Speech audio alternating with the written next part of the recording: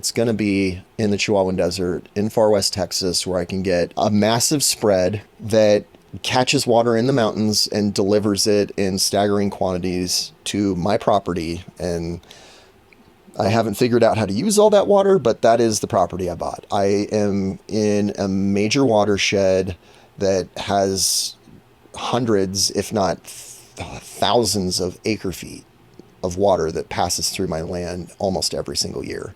It's just, how do you practically take advantage? Suburban biology was created to spread ideas. Ideas typically embodied in massive projects, some taking up to 2 years to complete. While this allows me to showcase proof the ideas work, it's inherently slow.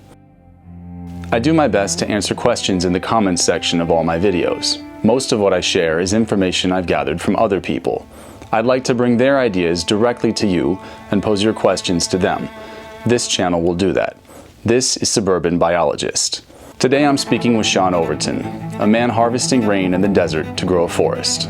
Shaun is a graduate of the University of Texas with a major in Arabic history. He studied abroad in Jordan and lived in Yemen for 2 years.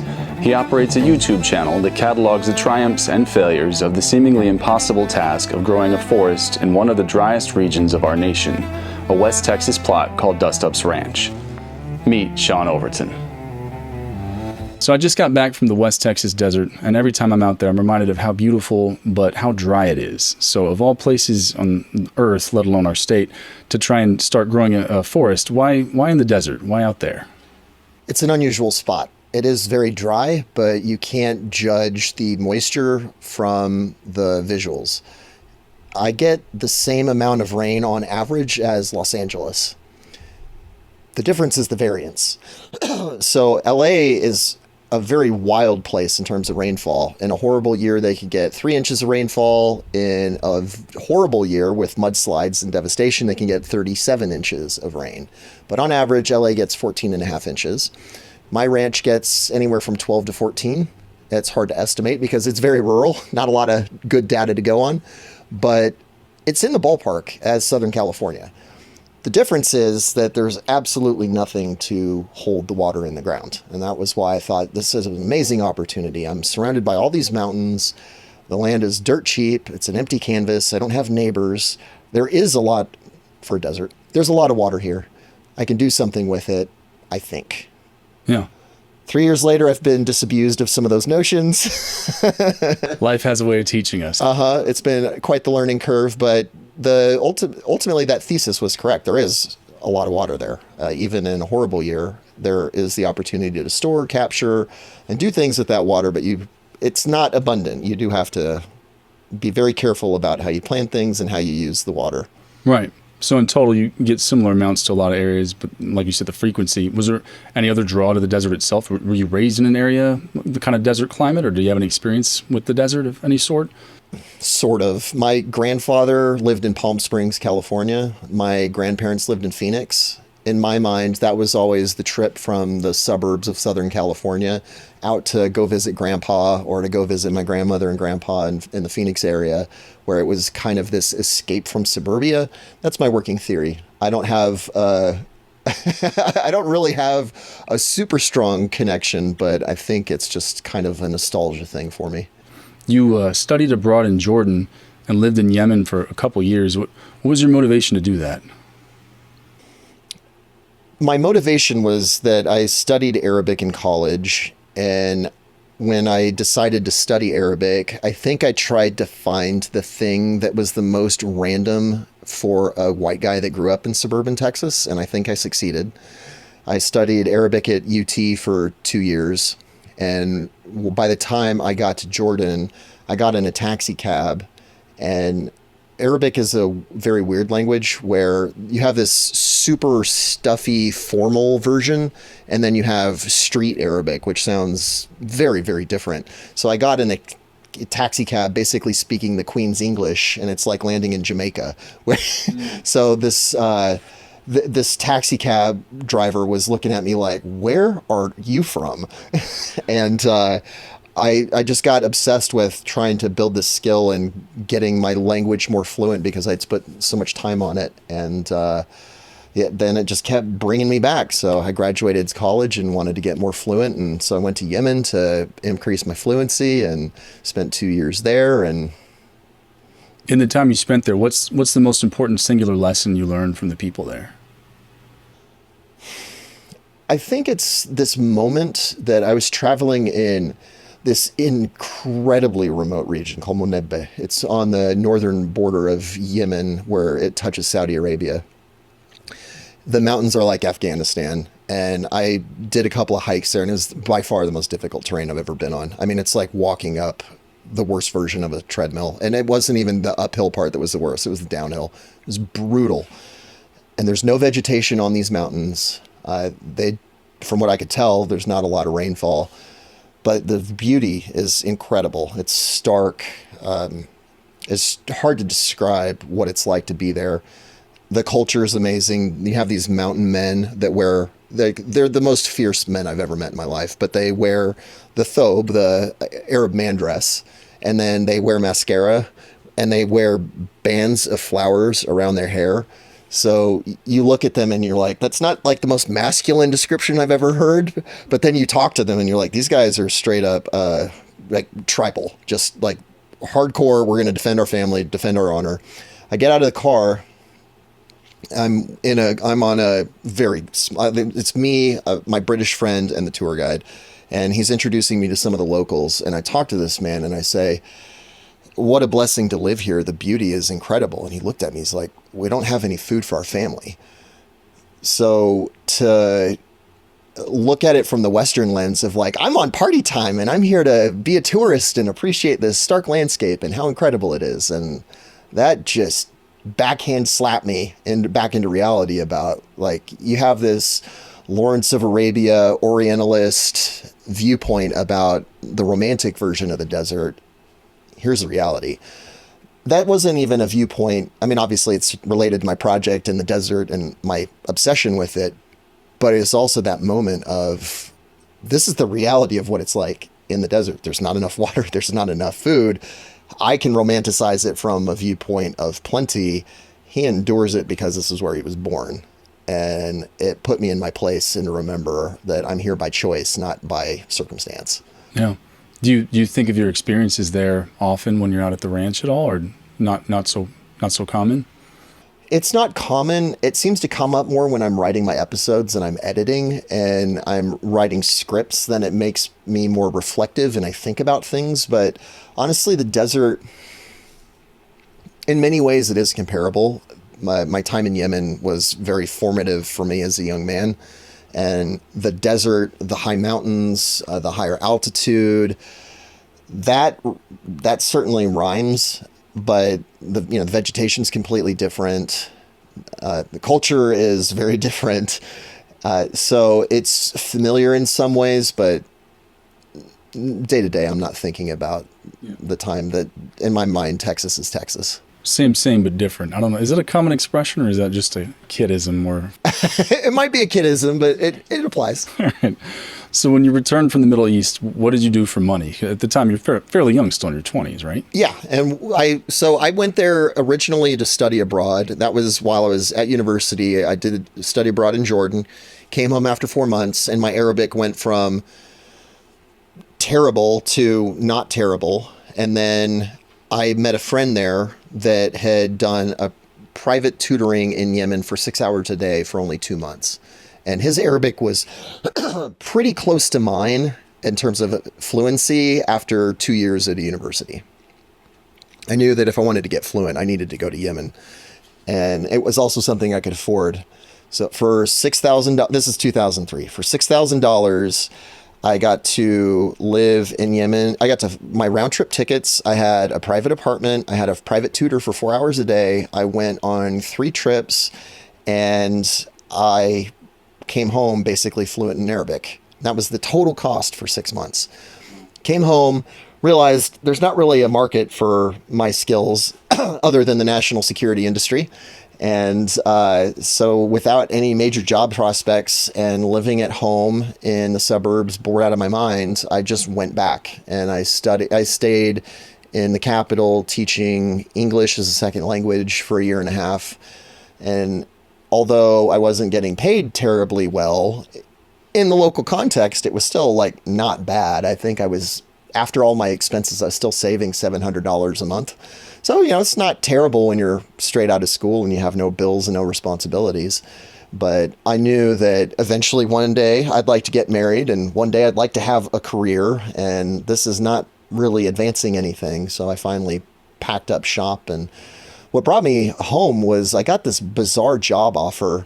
I went to Ethiopia on a vacation, and when I was staying in the hostel, I met a Canadian paramedic who was working in Qatar, and he kind of had this epiphany that, wait, you speak fluent Arabic, but you're teaching English and you have some experience. We are hiring at for the National Ambulance Service we need an Arabic English teacher for this weird circumstances where the Filipino paramedics needed to learn medical Arabic and the Tunisian paramedics needed to learn medical English. So they needed somebody that could teach that was bilingual, and that offered a lot more money, and it came with free housing, and that brought me out. But thankfully that contract didn't come through. I only was there for 2 months. Finally came home and realized, I need to seriously see if I can get a job here in the States. Like, I'm 25. I've been abroad for 2.5, 3 years now. Like, how far down the Arab Middle East rabbit hole do we really want to go? And I'm very thankful that I finally did find a job here that utilized my skills, and it just put me on a career path that I don't think I can make up. It's so random that. Can you remind me? I know we talked briefly about what that entailed, but what was that job? It had to do with currency. I'm ignorant financially. Yeah, so I went from teaching English as a foreign language to working on an ambulance in Qatar to being a currency broker in Dallas to launching a software business to YouTuber building a desert forest. Wow. So how did you bridge the gap between the trading of the currency to the software? Can you tell us that story? It's not a good idea, but as a broker, I was sitting there trying to day trade. So I'm making 110, 120 calls a day to meet my quota, and I'm trying to day trade at the same time. You can imagine that's not a great recipe for success. I thought, well, why don't I write a software program to automate this? But I don't know math and I don't know how to code. But my time working there, I got exposed to this algorithmic trading system that the company was selling, and I volunteered to lead the sales effort for it. And it was very clever how it worked, because most of our clients would lose money. They're literally a reliable indicator for how to predict the market the wrong way. And when I joined this fund and I led the sales effort, that we raised $40 million in 6 months. And it was talking to clients about, I assume you're closing your account because you lost money. Well, you lose money in the same way everybody else loses money. Why don't you make an investment in this fund, and that way you can profit from everybody going through this experience that you went through. And it was extremely successful. And I realized, man, the math and the statistics behind some of these data sets are extremely powerful. I wonder if I can do this on my own. And the answer was no, but I did launch a business helping other people do that. So my job wasn't to build the systems for other people. My job was to take their ideas and turn it into code. And then eventually, because most people in the markets lose their money hand over fist, especially if they're short-term focused, we made the switch because our customers eventually financially die to look for customers that have growing healthy businesses. And that was how we made the switch, is we started focusing more on back-end business systems and helping their businesses grow. And I obviously felt much better about the work we were doing, because we're helping people with their business and not helping them dig their own hole. It was better in every possible way, but with AI and some misadventures in El Salvador, that business slowly died off as this YouTube thing took off, and I'm grateful to be out of software. You said that math, statistics, and coding was involved. Did you teach yourself a lot of those skills in order to make that transition, or how'd you pull that off? Slowly. I went from... I took the highest form of math I took in college was calculus, and I just didn't have the right background in high school to succeed, and there was not the opportunity to go back and fix the math holes that I had. So it was only as a young adult, that I was able to realize that I actually cared about math and I wanted to learn these things.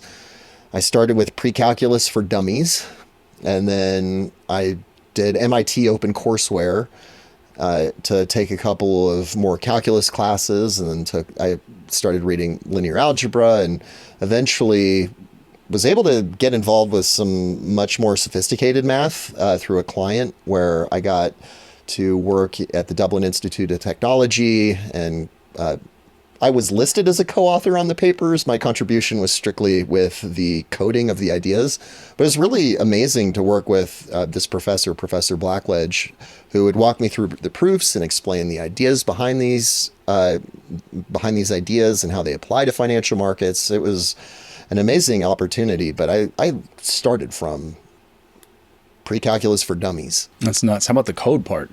Same way, just banging my head against the wall. It's a lot like what I document on camera, building a desert forest. I'm just really persistent. So, I mean, at the software company, it sounds like in some ways you had, maybe we'll call it a consultant role. I'm not sure if that's the most accurate, but kind of had customers. And do you feel like those skills crossed over into the YouTube channel? Were you able to pull from that in some way that felt intuitive because of the skills you picked up when it's time to ask for likes and subscribes, or do you not think back to those days at all? No, I don't think it has anything. It's a trope among software developers, and especially business owners that have some kind of software angle, that we all leave software for the most drastic thing that you can think of. I have a buddy that had a very large financial exit, and instead of running off into the sunset, he decided to start a glass manufacturing business. Or me, where I went from doing back-end software systems to I need to work on something tangible and real and physical. And I think that's a big part of what's connected to my audience. It's almost comical how many people I talk to work in IT and software. I think when you work in an abstract field, at some level, you have this craving, especially as a man, to want to project and do things with your hands. And even though it's fun and it's enjoyable to build software, on some level, it just nags at me knowing that, like, the software is real, it does things, but not. There's nothing I can see. Like, I don't take my algorithmic trading system to my wife. Like, look. Yeah. There's nothing Isn't to it see. cool? Yeah. Yeah. Yeah, I had a similar experience after college. I was trying to pick what job I wanted to do, and the idea of becoming a researcher and PhD came up, in wet lab type situation. And I had a similar feel, where it's a lot of vials, a lot of polymerase chain reaction, PCR, stuff like that, where it's like you'll see the results in that you see a squiggly graph at the end of the day, but you don't see the object that you just built or created. And it's like, yeah, there's something about that. And some people do well at that, but my brain is a little too concrete for that to feel satisfying. So I understand that. Yeah. So as you did DUSTUPS, you mentioned just before that the software thing kind of waned out of your life. Did you divest entirely of it, or was it on its way out anyway? Or is there an interesting story about that at all? Or there is an interesting story. It was kind of like what I thought was the biggest business blessing ever was almost a curse, because when El Salvador went into Bitcoin, they launched it as a national currency, or legal tender is what I should say. And when the software rolled out, it had a lot of tech problems. And my company specialized in Django, which was what that software was written in. So we got brought in as like a firefighting team. And I worked 14, 16-hour days for 6 weeks, I think. And we were able to stabilize the project, and like our job was done, and we were able to step out and leave the project on its own 2 feet, and Chivo still works today. But it was not worth it. I destroyed my company in the process because I completely violated my company culture. My company culture was we were a safe place for burnt out software developers, and I had incredible talent, which is why we were able to do so well in El Salvador. But the whole promise was when you work at Accruvia, you're going to work limited hours. It's pretty low stress. We're not dealing with, major high profile systems. And then I had this project fall out of nowhere and essentially violate the trust of my employees, chasing after a bigger opportunity. And between the stress of the project, burning myself and my employees out in the process, and a lawsuit that happened in the middle between me and another vendor, everything just started dying from that point forward. I burnt bridges with customers pursuing that project, and I think I got too googly-eyed with how cool the project was and how fun it was, and I thought it would solve my biggest problem as a business owner. Was my business always survived on random acts of selling. There was no sales pipeline. There was no clear customer base. It was just kind of whatever popped up, we took. And it took a year for my software company to die, but yeah, it tapered off and it tapered off and it tapered off. I realized it was dying, and that was what let me put so much time into YouTube. And I realized that part of it was cyclical. I've been on the roller coaster because I owned that business for 8 or 10 years, I forget. But we went through the cycle a couple of times where I went from 0 employees, and then I had an office in Dallas with 4 American software developers, and then my industry crashed, and I went from feeling like I'm on my way to, boy, I made $30,000 this year, and like we went through a lot of our savings, and I don't know what I'm going to do next. And then business started picking up. I landed a very important client, and I built the company back up to 13 developers, and then it died again. And I told my wife,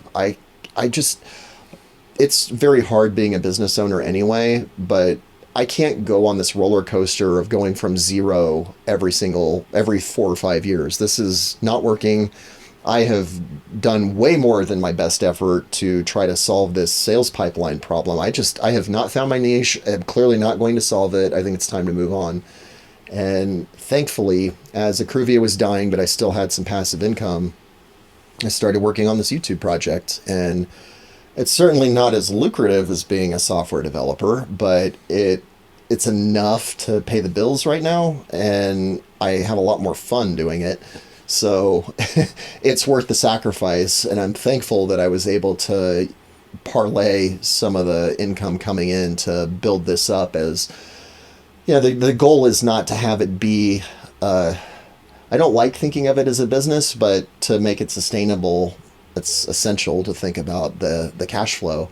And it's enough. Like, I can run the project, and we're making progress, and it's getting better. It's a little tighter than I would want it to be, but we're making it work. Maybe just showing my ignorance, but when I'm a subscriber to your channel, big fan, by the way. But so when I watch your videos, I get the impression, for some reason, it could just be my ignorance, but that you live out there, it seems. But I don't. After getting to know you, I realize that's not the case. So yeah, it's not the case. So what's your kind of schedule? Is it all desert for the audience more than me? Is it all desert, or is there part of your life in the city, or a bit of both? Or it's a mix. I'm on the ranch for 25% of the time, and you would be astonished how much time it takes to produce videos and make content and write scripts and deal with editors and thumbnail designers and everything that goes into growing a channel. So I do all of that desk work at my home in the Fort Worth area, and then I go to the desert to film. But I also take a lot of that income and put it back into the ranch so that I make sure that we're making progress. And that mostly goes to Daniel, who's a full-time ranch hand, and then the bulldozer and the fuel and all the maintenance of everything that breaks. Doing this is very expensive, so I love doing the actual work, but for the practicality of it, my job is to tell the story and get the money so that we can actually pay to do the work. It's not something I'm trying to put across on camera that I'm the one doing all of the work, or that I live out there. I kind of do. I am there 25% of the time. I have a nice bed, and we have a good kitchen now. And Well, yeah, clearly the equipment comes from somewhere. You can't make it out of sand. So yeah, that's why I was saying I think it was my own ignorance. It just looks like, oh yeah, this is just what he does all the time. It's like obviously not. Like same with my channel. I don't. Well, my wife might say otherwise, but I don't constantly build things. So yeah, there's a hybrid lifestyle that's necessary of all of us. But yeah, it keeps it in balance. There's no world where I want to be in the fields cutting mulch every single morning, right? And I think a lot of people, especially software developers, kind of have somewhat of this fantasy of, I just want to work with my hands and I want to do these things. But if I did that for 40 hours a week, it would get old in a giant hurry. For me, it's really healthy for me to work on this 25% of the time or 50% of the time, and then to go do, ADD my way into something else to pay for it. And it's better for me to leverage YouTube and take the sponsorships that I'm very grateful for and the AdSense revenue, and then hire people to do essentially, I don't want to call it the real work, but to do the grunt work, to do the things that just need to happen. And I cannot possibly get all those things done in 5 to 7 days every month. There's no world where I'm going to make progress on that timeline. So yours is obviously a life arc story, having dealt with a lot of kind of tech and then also kind of primitive survival in many ways. So do you keep up with tech news much these days, kind of current events, or is that not your realm that you're interested in following if you're kind of consuming, I don't know, entertainment of any sort? Is that your jam or not so much? AI is, but Okay. only in a hyper practical sense. I think that's one of the things that really resonates on the channel is that we're not doing exotic experiments, or anytime I've done things where I'm clearly chasing after views, it falls flat. Like that, they can smell when I'm not being authentic. But when we do real solutions that people have done before, it's just applied in a slightly different way, or we investigate something that has some kind of logical basis. Those things resonate with the audience much more. I forgot what question you asked, though. I was just asking if you follow tech news. You were saying AI. So AI, it's amazing, especially as a YouTuber. I don't use it to write my scripts, but I use it as my editor. And it's amazing at editing, or even for research. So right now I'm doing an episode on cholla. And I wanted to understand more about why ranchers hate that plant so much. And it was... I don't know that plant. What is it? Cholla? Cholla. It's really close to prickly pear, except Okay. it grows in... It's called the devil's rope. And it's a bunch of sticks segmented that's covered in thorns. And it's not hard to understand why, walking by it, you're not going to be a huge fan of cholla. But I wanted to understand about what the complaints are, how does it affect livestock, what are some of the horror stories, and AI was fantastic for that, and it's easy to go verify that it's not hallucinating. And then it's when you're telling stories that are kind of abstract, it's easy to get lost in the details of like, there's this fact and this fact and this fact and this fact. It's boring. I need to tell a story. And if you I'm not giving it total control. I still have to be a really good guide and mentor. From what I wrote on this script, I think this has a very poor story arc. What are the weaknesses in my story arc? And if I always present the question to ChatGPT or Claude with what are the weaknesses or what's wrong with my story, what's falling short, it's really good at picking out this is what's weak and here's some suggested alternatives. If I just tell it to write me an episode about cholla, it would be awful and it would bomb. But when I can weave in my own stories and I write kind of a rough draft and I kind of use it for research and I smash all these things together, it makes me so unbelievably efficient. And even for a YouTube channel, many channels actually do need software. And I write some of the bridge API software packages that connect WordPress to high level, and I have a little bit of infrastructure running on AWS for some little widgets that I have. And that's been fun because when my software business started declining, AI was not a tool that we used. And in the last 2 years, Cursor has popped up where it's so easy to slap together software, and you have to be very careful with that. But it's kind of the same mentality about If you're writing software with cursor and you just let it take the wheel, you're engineering a disaster for sure. But if you are the guided mentor and you get to say, and you ask it probing questions like, what are the security flaws in your software that you just wrote for me? And it's like, oh yeah, you're right. I left this back door open. Or what best practices did you not follow? Oh, did you write unit tests? Stuff that is super software nerdy. But if you ask AI the right questions, it's amazing at fixing it, but you got to know what to ask. So it's been really fun in what you would think is an unorthodox context about YouTube or even just storytelling in general. And it's an amazing resource to deal with, but that's the only tech thing that I really follow. I don't care about the latest Apple Watch or gear. No, that's basically what I meant. Okay. in my opinion, AI is the tech of probably our generation, if not many generations. We'll see how this all unfolds. But you describe an experience similar to my own with AI. I've heard some people call it an intelligence magnifier, and like that's not meant to be self-serving, but it is. If you already know a bit about a field, you can have a conversation with it, and it really does accelerate the speed with which you can learn and move through a project.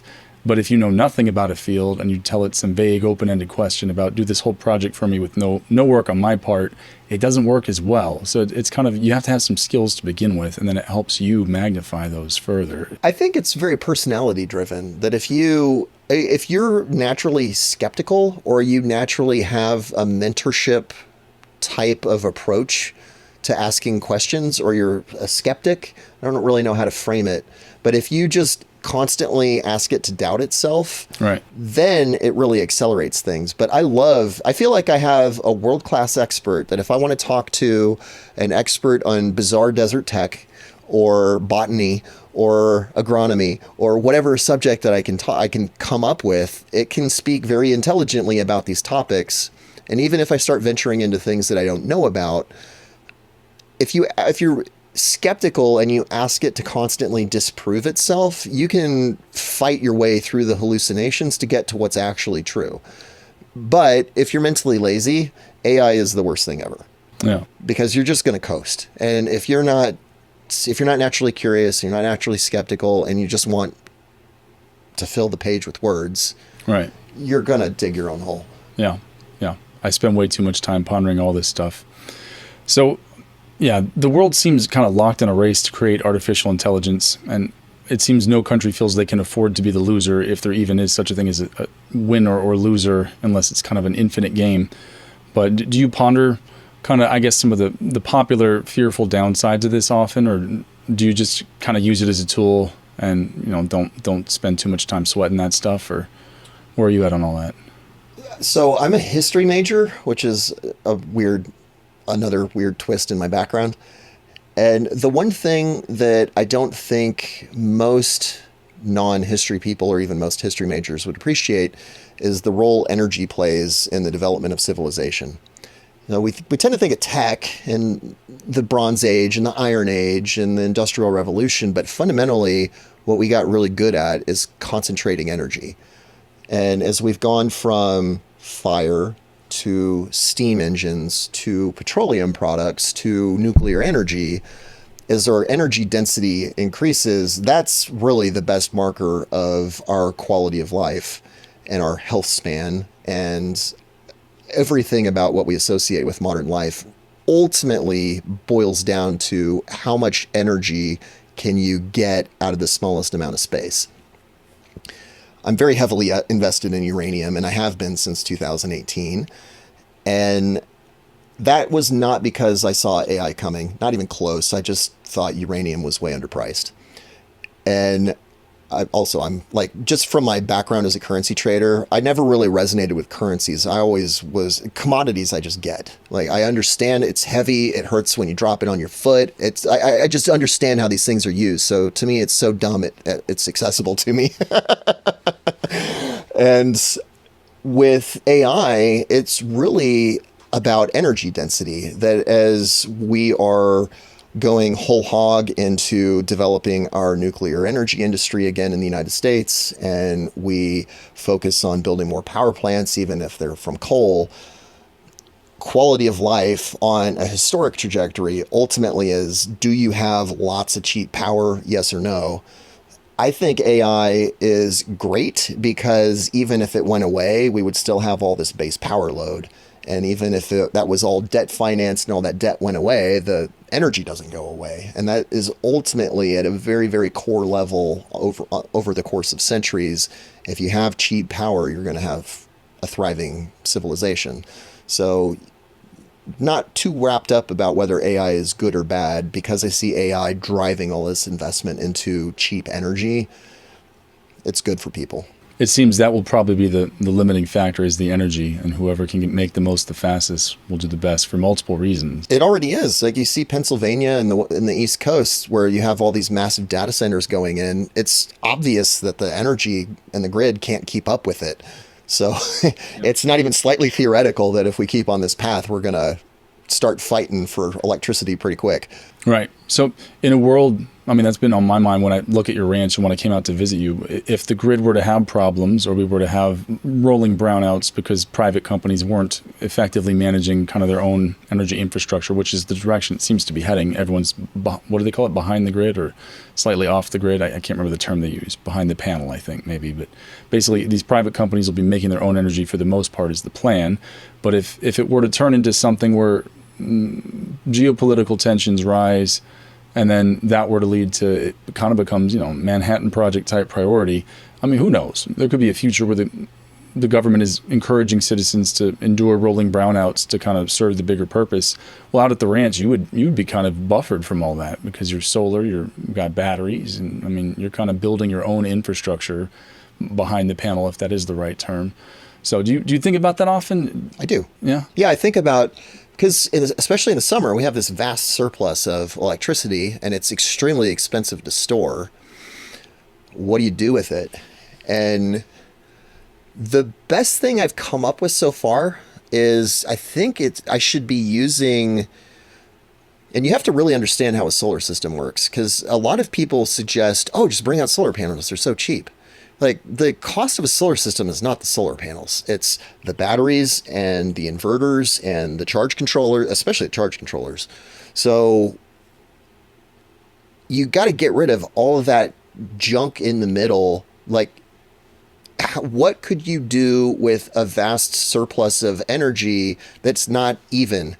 Like, it's not good for Bitcoin mining, because you're going to spend a bunch of money on cooling, and and the energy isn't there in a consistent manner. It's too expensive to keep the hardware there, not running for 20 hours a day.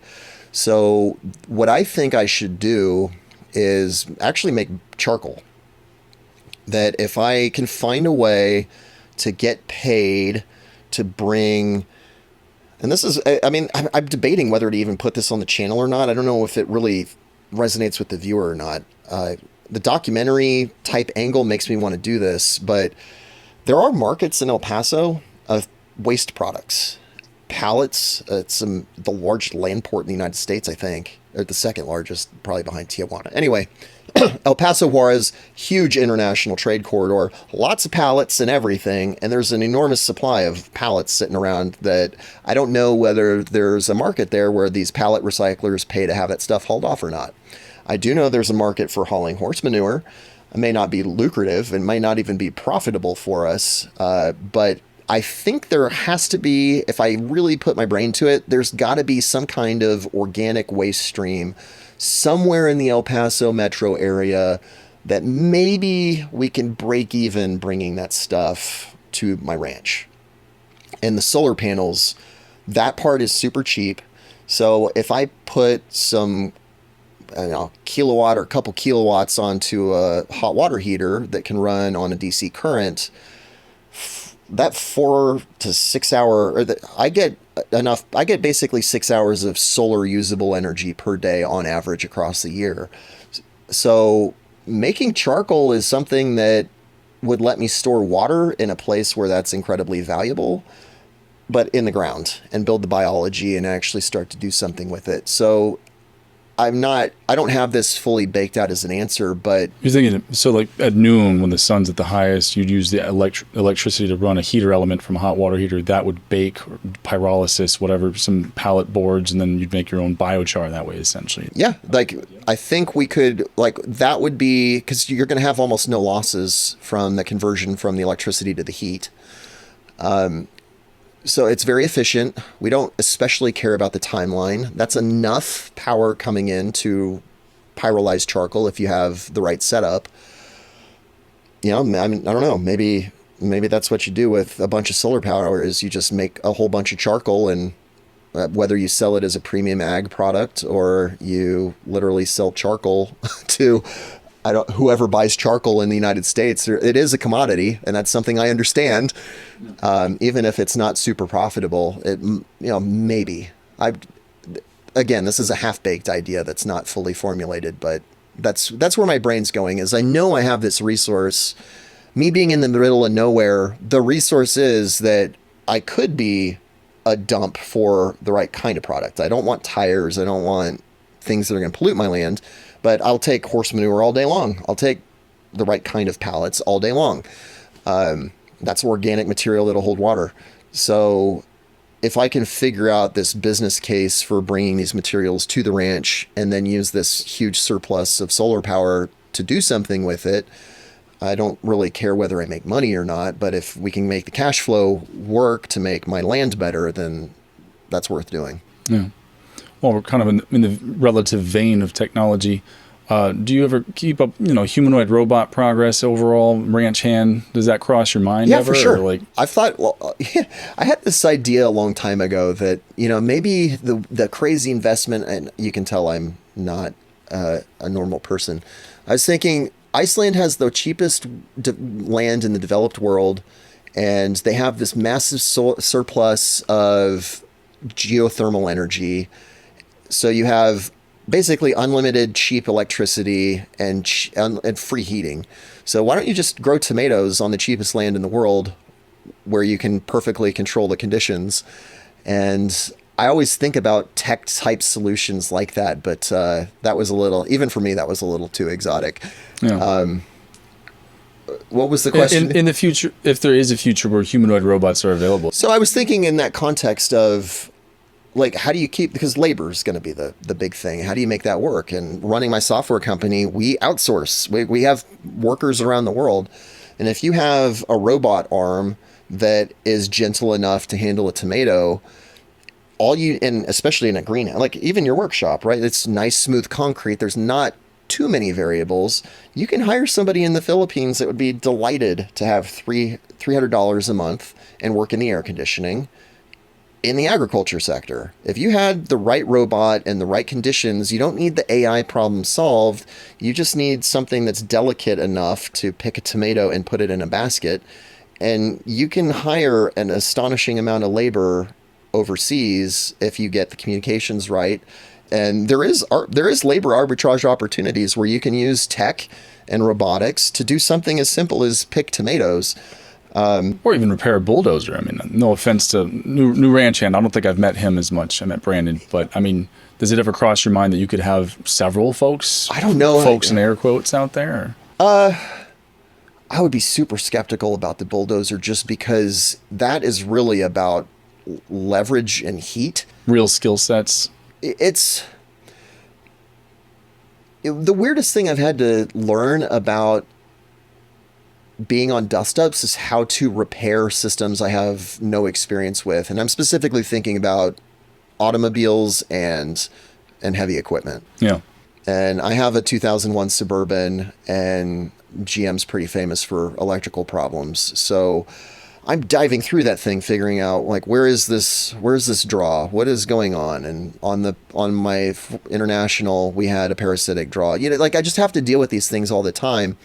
And whether I'm replacing the CV axle on my wife's car or whatever, you can watch YouTube and understand the process for how to fix a very specific problem on your car.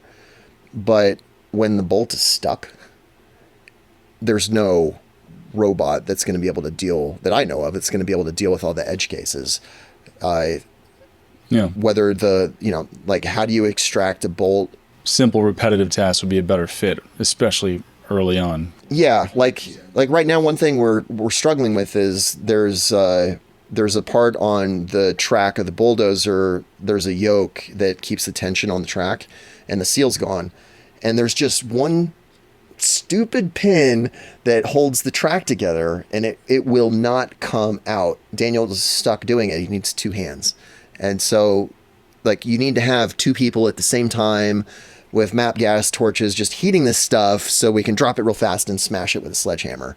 Like, are you going to have a robot that can handle flames and then apply lots of force in a very small area? And right. There's too many edge cases, I think, working on heavy equipment. But I really think that, especially with the right kind of crop, you could have a robot that's on tracks that this technology is literally a century old, right? We know how to get bulldozers and track vehicles in some crazy places. Right. So if you have just and I know the fingers are the thing that's hard with robotics, but right.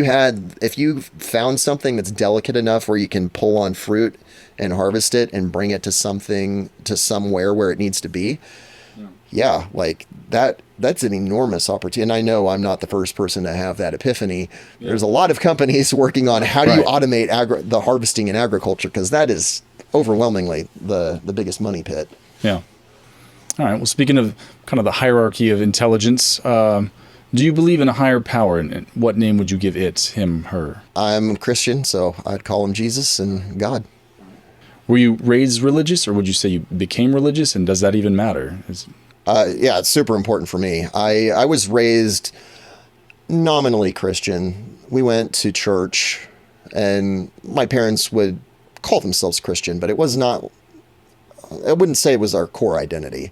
My key experience, especially in my faith journey, was alcohol. It was a very rapid and inglorious decline. I got to University of Texas, and within 2 years, basically destroyed my personal life and did everything I could to basically not be alive.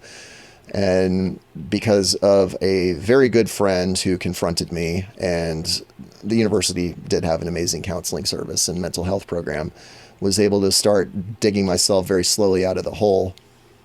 And then Yemen was actually a very important part of it, the faith element, where it's a deeply Muslim country. And a key part of Arab culture is if you're in somebody's house, you're going to have a conversation for 3 or 4 hours, and that conversation is going to involve Islam at some point. And you can be Christian, you can be Jewish, that's okay, but you cannot be atheist. That's even worse than being a pagan. So I had to pretend to be a Christian, and they would ask me challenging questions about Christianity, and I'd have to pretend to be a Christian. Like, just make it up. I'm winging it here, brother. I'm saying the words, but I believe none of them. And I don't think I was an atheist, but I was agnostic. I just didn't know what I was about or what I believed. And I mean, the fact that I was in Yemen in the first place is the best example of that. I feel like that was a rebellion about, like, I just hated suburbia so much that I just needed to not be there. And having to argue with Muslims pretty much every day about, and I say argue in like a friendly sense, like we're just having a civilized discussion, made me seriously think about faith and to consider it and to wonder, am I a Muslim? What do I think about what my friends are telling me? And understanding their faith, I decided, no, I don't believe these things. I don't know if I'm Christian, but I know I'm not Muslim.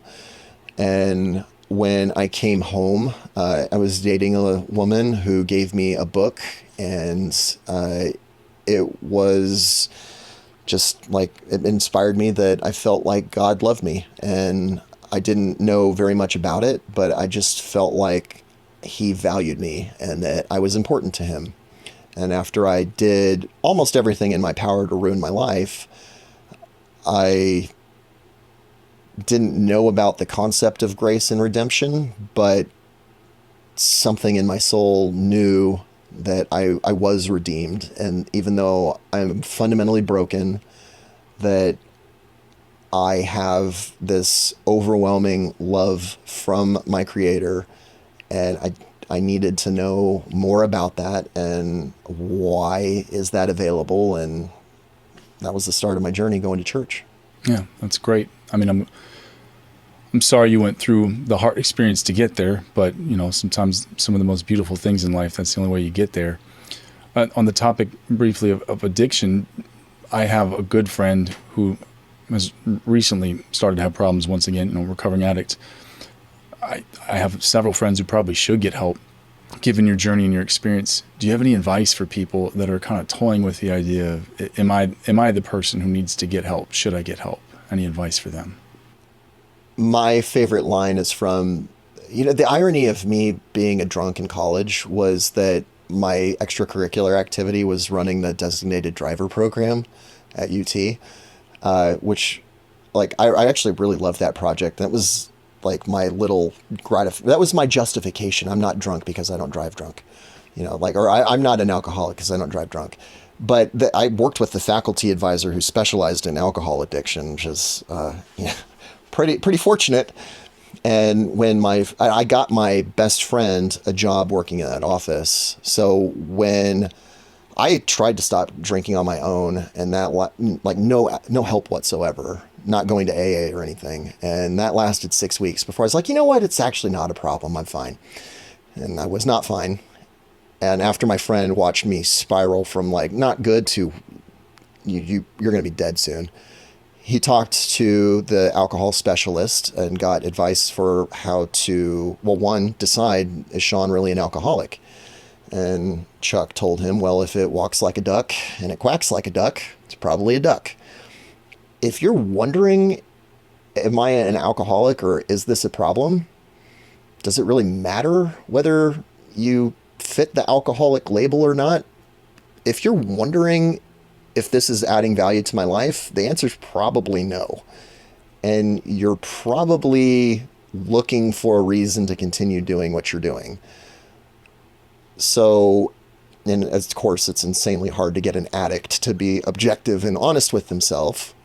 You got to catch them when they're sober, at the very least. That's one element. And then the second is not asking judgmental questions, just asking something that can provoke a thoughtful statement without sounding judgmental. Like, is alcohol making your life better? Like, is it making your life better more than it's making it worse? Yeah. I mean, there's plenty of people out there that have a beer and they're done with it and it's fine. That is not me. Yeah. My life was overwhelmingly, I came up with a long list of reasons. It wasn't very long, but I came up with reasons that I thought were really important for why alcohol makes my life better. And they were just lies. There's no other way to sugarcoat it. It was just not true in any sense. No. All right. Well, thank you for sharing that. While we're talking about drinking, when I was at the ranch, you made me probably the best cup of coffee I've ever had in my life in the middle of the desert. I don't know how that's possible, but I remember Brandon was there. For the audience, it's the old ranch hand. And then he basically pointed out you have a ritual. And I don't know, I've thought about that more often than makes sense after that, how important ritual can be for us and how people that may not be religious probably would benefit from ritual at least. So I don't know. What are your thoughts on that? Any interesting things you could add about that? Is there a difference between the two? Can they serve as a proxy for each other? No on the proxy, but you can get a lot of comfort out of it because you get to win every day you start your day. There's a really famous commencement speech from Admiral McRaven at UT where he talks about why Navy SEALs make their bed every day. And it's because when at the end of a long, hard day, when you walk in, your bed's always made, like you get to finish on an up note. For me, it's the opposite. I know how the morning is going to go every single day. And the longer I get away from the morning, the more off the rails things go.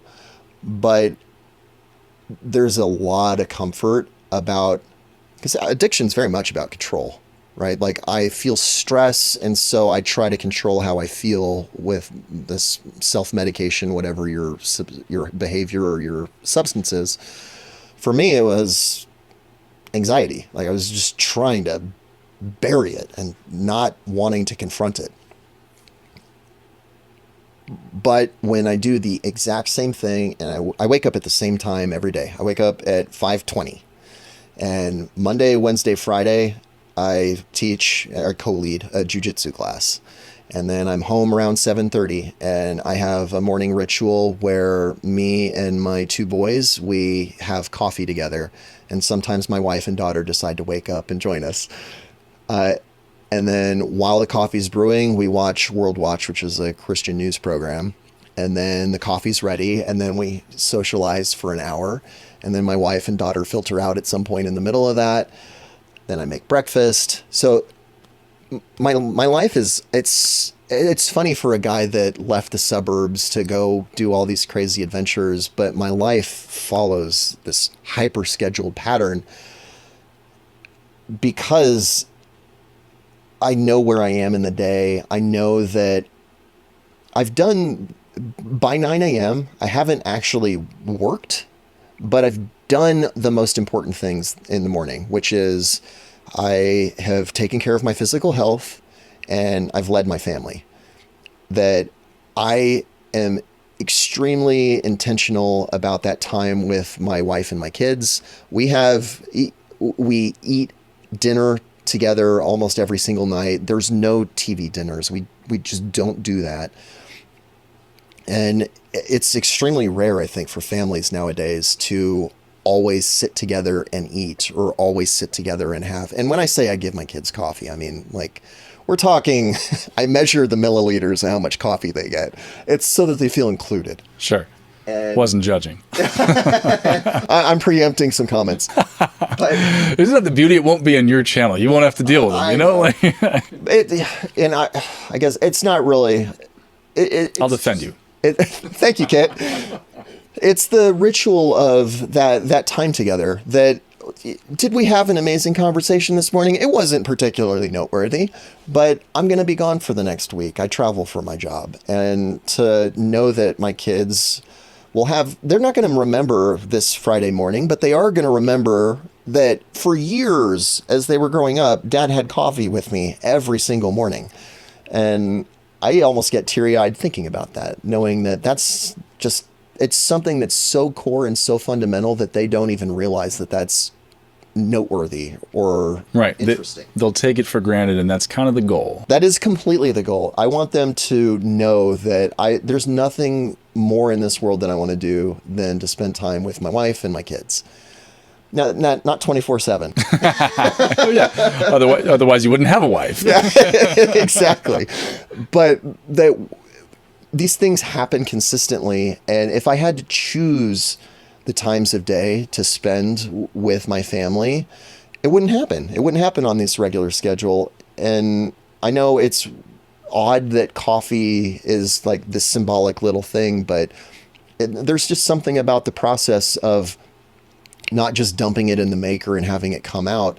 Well, and I really do think this goes back to addiction, is if I'm going to do something, and I've learned this lesson so many times on camera at DUSTUPS, it's embarrassing, that if you're going to do something, I want to not just kind of get by with it. I want it to be the best it possibly can be. Not to a state of perfection. It needs to be practical, but it needs to be excellent too. If I'm going to put oatmeal in my body, I don't want it to come out of a bag and be full of sugar. I want the best oatmeal. And if I'm going to make a cup of coffee, it doesn't need to be a $400 cup of coffee that came out of a ferret's bottom, but I want excellent coffee. And that means that I roast it, and I find a time-efficient way to do that, and I grind it, and I find a time-efficient way to do that. But it's objectively excellent. Oh, I agree entirely. I can vouch for that. So by diving into this process and doing it over and over and over and over again, it's this pattern of excellence throughout the day, that my coffee is excellent. My breakfast is excellent. My conversation with my kids is, I feel like I'm patting myself on the back, but the amount of time that I dedicate to my kids is substantially more than the average family, I think. In a meaningful way, that I'm not just around them, that I'm with them. And then by the time I have to sit down to work, like everybody else's day, it starts to fall off the rails. But I maintain this pattern of excellence from 5:30 in the morning to 9:30 or 10 o'clock. It's winning. Yeah. So when did the idea of DUSTUPS Ranch first take hold in your mind? 2018. I had a very specific moment where I'd been watching way too much YouTube for a very long time. Some friends from church, just a guy's trip, we all went to Big Bend. And as we're driving through the park, I'd watched enough videos about permaculture and swales to understand a little bit about erosion with no geology background. And looking at the park and realizing this place has been devastated. Like, this doesn't look right. And little did I know. Have you ever read the book Big Bend by, I keep wanting to say Y-O. I can't remember his name, but it's just Big Bend. Have you read it? No. It's an amazing book. See if I can find it. I don't have a Jamie, but I'm talking with a friend who said there's a book about Big Bend by...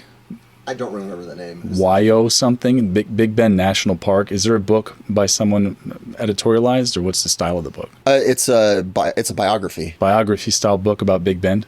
There's one called Big Bend on the Rio Grande, a biography of a national... Speaking of AI, it'll get better. Give it time. Swing and a miss. But no, I've not read that book. He acquired 2 sections by literally homesteading and moving to this insanely remote property on the Rio Grande. And he happened to have the section that had the hot springs. And he lived there, I think, from 1911 or up until the Mexican-American War. And as the war kicked off, obviously the border became insecure. So this is 1911-ish. Him and his wife had to flee. And this whole time they're living in these crazy circumstances on the side of a cliff and having to forage for their food and grow a crop. And what he talks about is the vast, lush grassland that was Big Bend. He said it was the greenest, luscious grass that you have ever seen, and it went as far as the eye could see. And if you've ever been to Big Bend, that sounds like the most insane hallucination you could possibly describe. The most profound part of the book, the whole book is awesome, but the most profound part is the last page. Because what happened between the time of him leaving, then World War I happens, and the cattle industry in Texas went nuts during World War I. We had to feed the troops. Beef prices went crazy, and ranchers unleashed way more cattle than the land could support and completely defoliated what is now Big Bend National Park. There's a spot that my buddy told me about. I haven't seen it in person, but I need to go.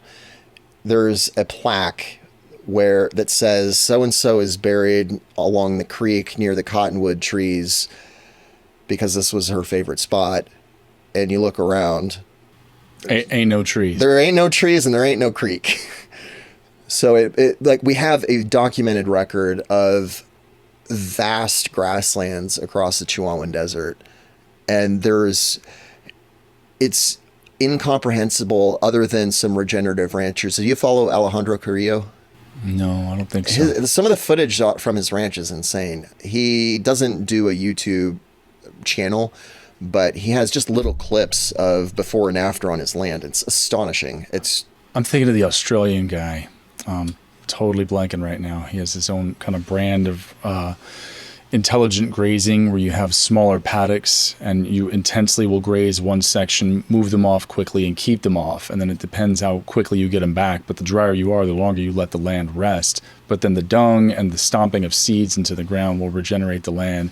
And so it really is like you're describing. If you let the cattle roam, 1,000 cattle on 1,000 acres, it turns into a desert. If you put 500 cattle onto 1 acre at a time and then never again for the next year, that's a totally different scenario. And that is regenerative and works. But you're speaking my language, and part of the inspiration of when I started looking at some of these ideas. So I didn't realize that was. Yeah, so it's amazing that today we have recent examples of what we think of as the Chihuahuan Desert, and then what it was ecologically, with consistently moist, wet soil that's so moist that mesquite that's established on these grasslands is dying because the moisture level is so high. Going back to your original question, I'm at Big Bend, I'm looking at this, and you just see the Chisos Mountains and all of these watersheds, and you can see the staggering amount of water that comes blowing through these canyons. I don't think they looked like that a century ago. You probably shouldn't listen to me, I'm not a geologist, but looking at the size of some of those gorges, they look awful and very steep, and that only happens with lots and lots of water. On that trip, I realized that there's monsoon rains in West Texas, that they happen in the summer. And that was when I realized the rainfall totals, that this is actually comparable to Southern California. And that land at the time was going for $200 or $300 an acre. Like, well, even I can afford that. So in my mind, that was the moment where if I ever do a project like that, it's going to be in the Chihuahuan Desert in far West Texas, where I can get a massive spread that catches water in the mountains and delivers it in staggering quantities to my property. And I haven't figured out how to use all that water, but that is the property I bought. I am in a major watershed that has hundreds, if not thousands of acre feet of water that passes through my land almost every single year. So the water is there. It's just, how do you practically take advantage? Yeah. I went to Big Bend probably twice before I came across some of that information. So I listened to a regenerative agriculture podcast, John Kemp with AEA. Highly recommend it for anyone who cares. But anyway, they were talking about similar, probably maybe even that book, the before and after pictures of grass so high you couldn't find your horse. And then just 50 years later, in that same time period, all of a sudden the grass is much shorter, much sparser, and today there's just nothing. And it was a strange experience for me, because the first time or two I went to Big Bend, it was nothing but beauty. It looked like an alien landscape or Martian landscape in some ways. And then, unfortunately, it's still beautiful, don't get me wrong, but unfortunately there was a little twinge of sadness the time after that I went, where because I had a shift in the way I was thinking. It felt like, deserts are deserts, because that's what it is. It's dry there, therefore it's a desert. But then all these ideas started like kind of sparking off in my mind, where, I mean, there is evidence that forests do seem to release small compounds that seed rain and stuff like that. And so it's like ideas like, what if the weather is actually somewhat changed by the plant material growing beneath the clouds, rather than the rain just happened to fall there, therefore the plants grow. And all these ideas, I looked at it totally differently, and it became a little bit sad. It's still quite beautiful, but a twinge of sadness that it probably isn't, quote unquote, meant to be that way. It was kind of made that way.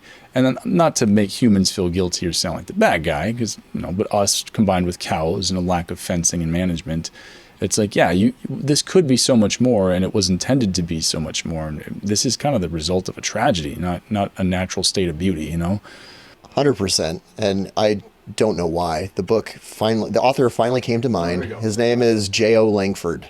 Grok was way off. Yeah, not even close. Not even close. Swing and a miss. J.L. Langford? J.O. Langford. I'm going to look this up later and buy it probably. So highly recommend it. All right. It's a wonderful book. Yeah. My kids loved it, by the way, too. Yeah.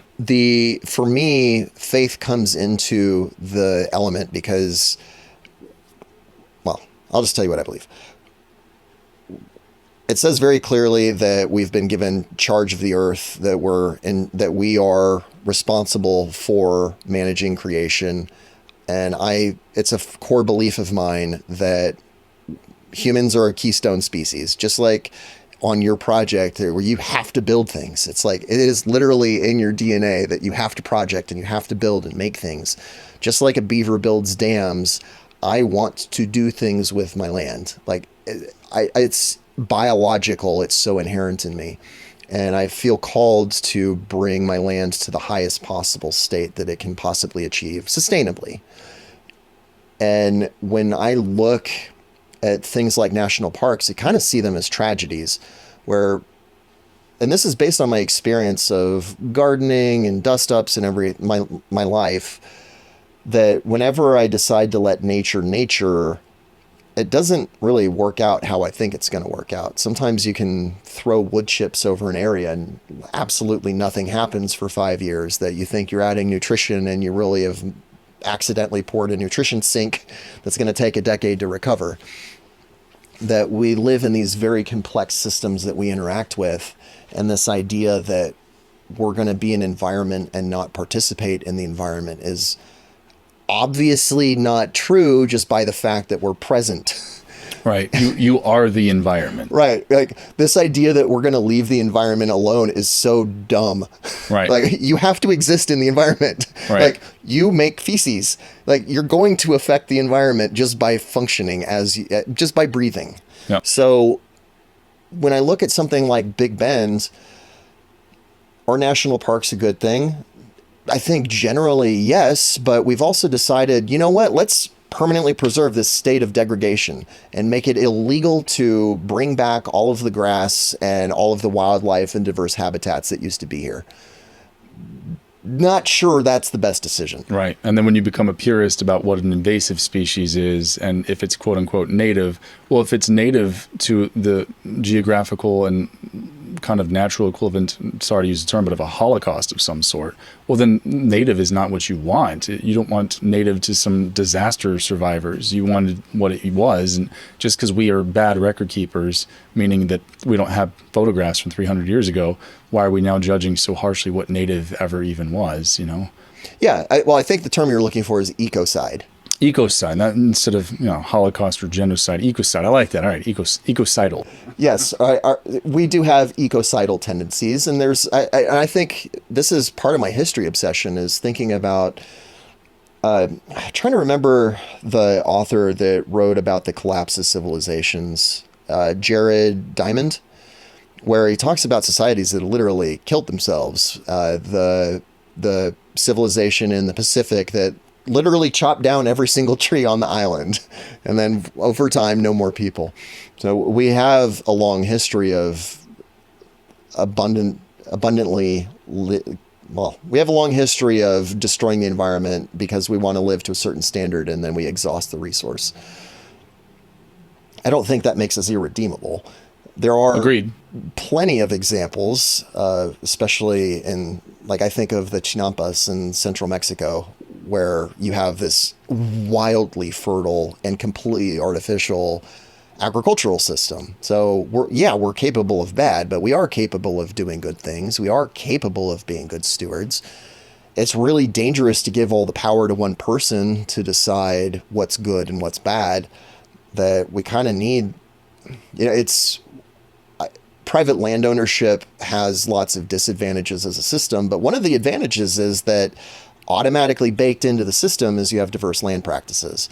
And especially on YouTube, we get lost in this kumbaya environment of like, what if everybody bands together and does the same thing, which is great if you can get people to voluntarily cooperate. But fundamentally, if my neighbor wants to overgraze his land,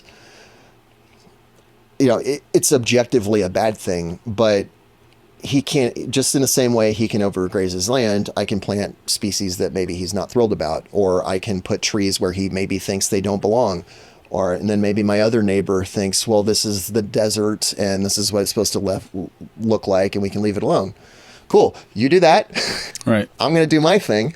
And we get this beautiful natural experiment of, yeah, I don't like what you're doing, but I support your right to do it.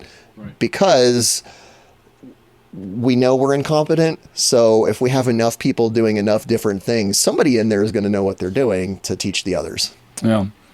Yeah. It's interesting that as you're talking, I feel like I know you well enough to have a rough idea of where you're coming from. And clearly you've gone way out of your way and spent significant effort to do something to regenerate land. So I don't know if the term environmentalist applies, but some would probably use that term. I've seen environmentalists in its extreme lead to just an absolute loss of hope and this strange and sad conclusion that humanity is a scourge upon the earth and should be wiped out. And I just find that disappointing that that's such an uncreative solution, because here you are, you clearly seem to get the ideas that, like, yeah, in general, humans have this tendency to destroy the ecosystem, but clearly you understand that we should do something about it. Don't throw up your hands and say humans are evil and horrible and not worth saving or worth trying. Like, I get frustrated because I see a lot of that, especially in kind of the younger generations. Now that I'm 40, I get to say that and sound valid, but yeah, good on you for doing something about it, you know. And most people tend not to, and they like to complain real loud and say that humans are horrible. So, well, most people aren't doers. They just want to gripe and complain, and that's really all they're looking for, is the opportunity to complain. So I kind of don't really care what they think. There's a great deal of power in that lack of caring sometimes. So at the DUSTUPS project, is it going about how you expected, or have there been large, unforeseen surprises? I would be lying through my teeth to say this is at all what I thought I would be doing or where I would be.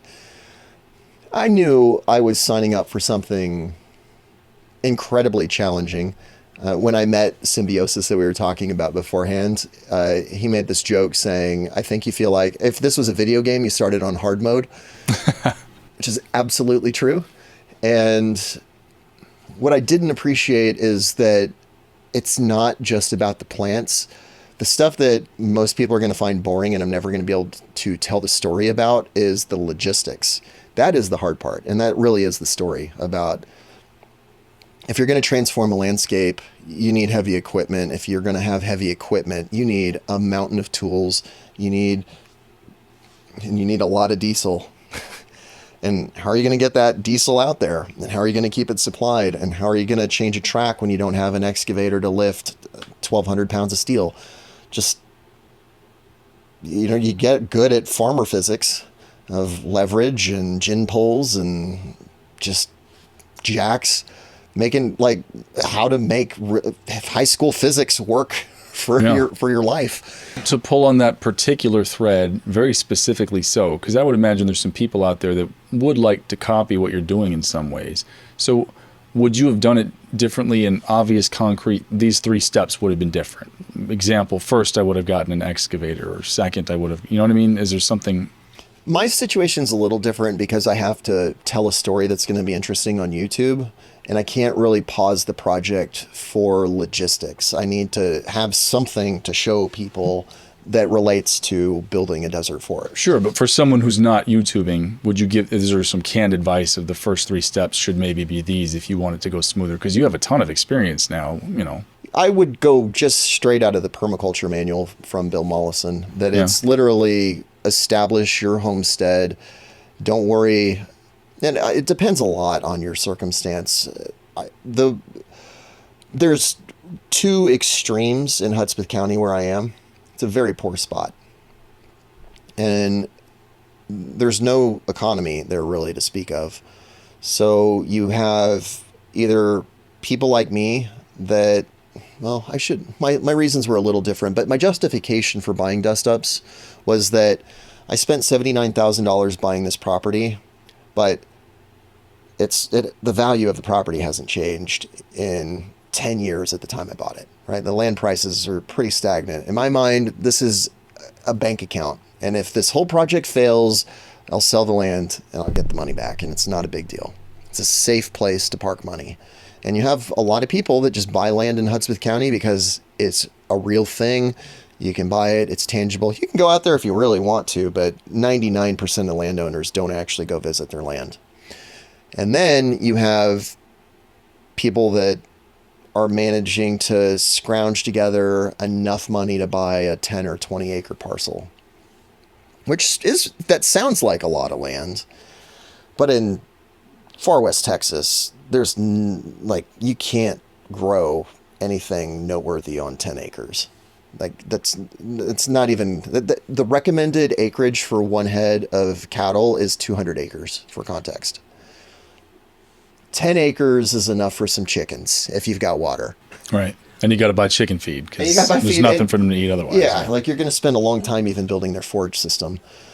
So you have these desperately poor people that move to this county that think, well, the land is cheap and I'm going to be out there, so it's going to be cheap to live there. And it's not. It's really expensive because you don't have a grocery store for 100 miles, depending on how remote you are. The wear and tear on your vehicle is horrendous. You better be a good mechanic because you need four-wheel drive if you're going to survive in all circumstances. You're going to be going through air filters like crazy. You need to be changing your oil all the time. You got to drive somewhere to dispose of that stuff. Like, we don't have garbage pickup 40 miles down a dirt road. Every time I talk about you, my wife is like, can he buy stuff on Amazon? That's the only question that comes to her mind. And I'm like, no, there's no way Amazon would deliver to the... Yeah, they'll deliver. So the post office is legally required to provide me with a P.O. box because they don't deliver to my property. I gotcha. But at the post office, of course. So they'll allegedly... Amazon would deliver to the post office. In reality, no. Yeah. I got so bad that we just have all our stuff delivered to Daniel's house. All right. It's because it's so much easier, but it's actually like one of the few business opportunities in town. If you're in Sierra Blanca, you can pay one of the local businesses $2 a package and get your stuff. But FedEx they've just picked random spots. One time they dropped my package off at the bank. No. I don't bank there, by the way. Did you get an email or like somebody found me and say like, your package is at the bank. Okay. All right. Good to know. Yes. Yeah. So yeah, the things that we take for granted about, well, if you don't get supplies, can you get it on Amazon or can you have it shipped? Yeah. Not really. You got to drive into town, and that's the false assumption a lot of people make about off-grid living is that it's going to be cheap, is that, at least for what I'm doing, we need a lot of modern supplies. We need welding gas. We need diesel. We need specialty parts for the bulldozer. I mean, given what you're describing, would your advice to someone trying to follow in your footsteps, but sans the YouTube, not doing the YouTube part of it, would it be to get land closer to a city? 100%. Really? Okay. Yeah, they're like... Less remote. Yeah, I think eventually we're going to work it out to where the isolation is the economic value of my ranch. But for anybody that is worried about the cash flow, you got to be like roads and access. It's the same. It's the golden rule of real estate. Location. It's critical. But it's not just the physical access part too. You got to think about things like water.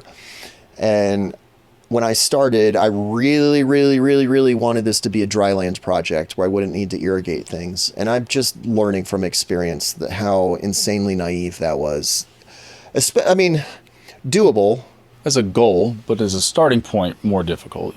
Well, you can do it if you had a decade of experience doing this kind of stuff. Yeah, you could dry land because you have a pretty good idea of what works. Yeah. But I need to learn. So, out there, it's possible for me to do the wrong thing for 3 years during a drought and not get any feedback whatsoever, only to realize, oh, that didn't work. Like, you're never going to learn fast enough on your lifetime to make the difference that you're looking for. Well, we're kind of on this topic now, but you're talking about water and the rarity of it and your goal of starting dry land. So there are probably some people at least watching this who won't have seen your channel yet. So why are you digging ditches and potholes in a desert? Like, that doesn't make sense to most human minds. So what is that about? It's kind of like 10xing your rainfall. So if you think about, if you have 10 acres, well, your 10 acres is never going to, like, it could support a very healthy grassland if you eventually brought it back to its former state,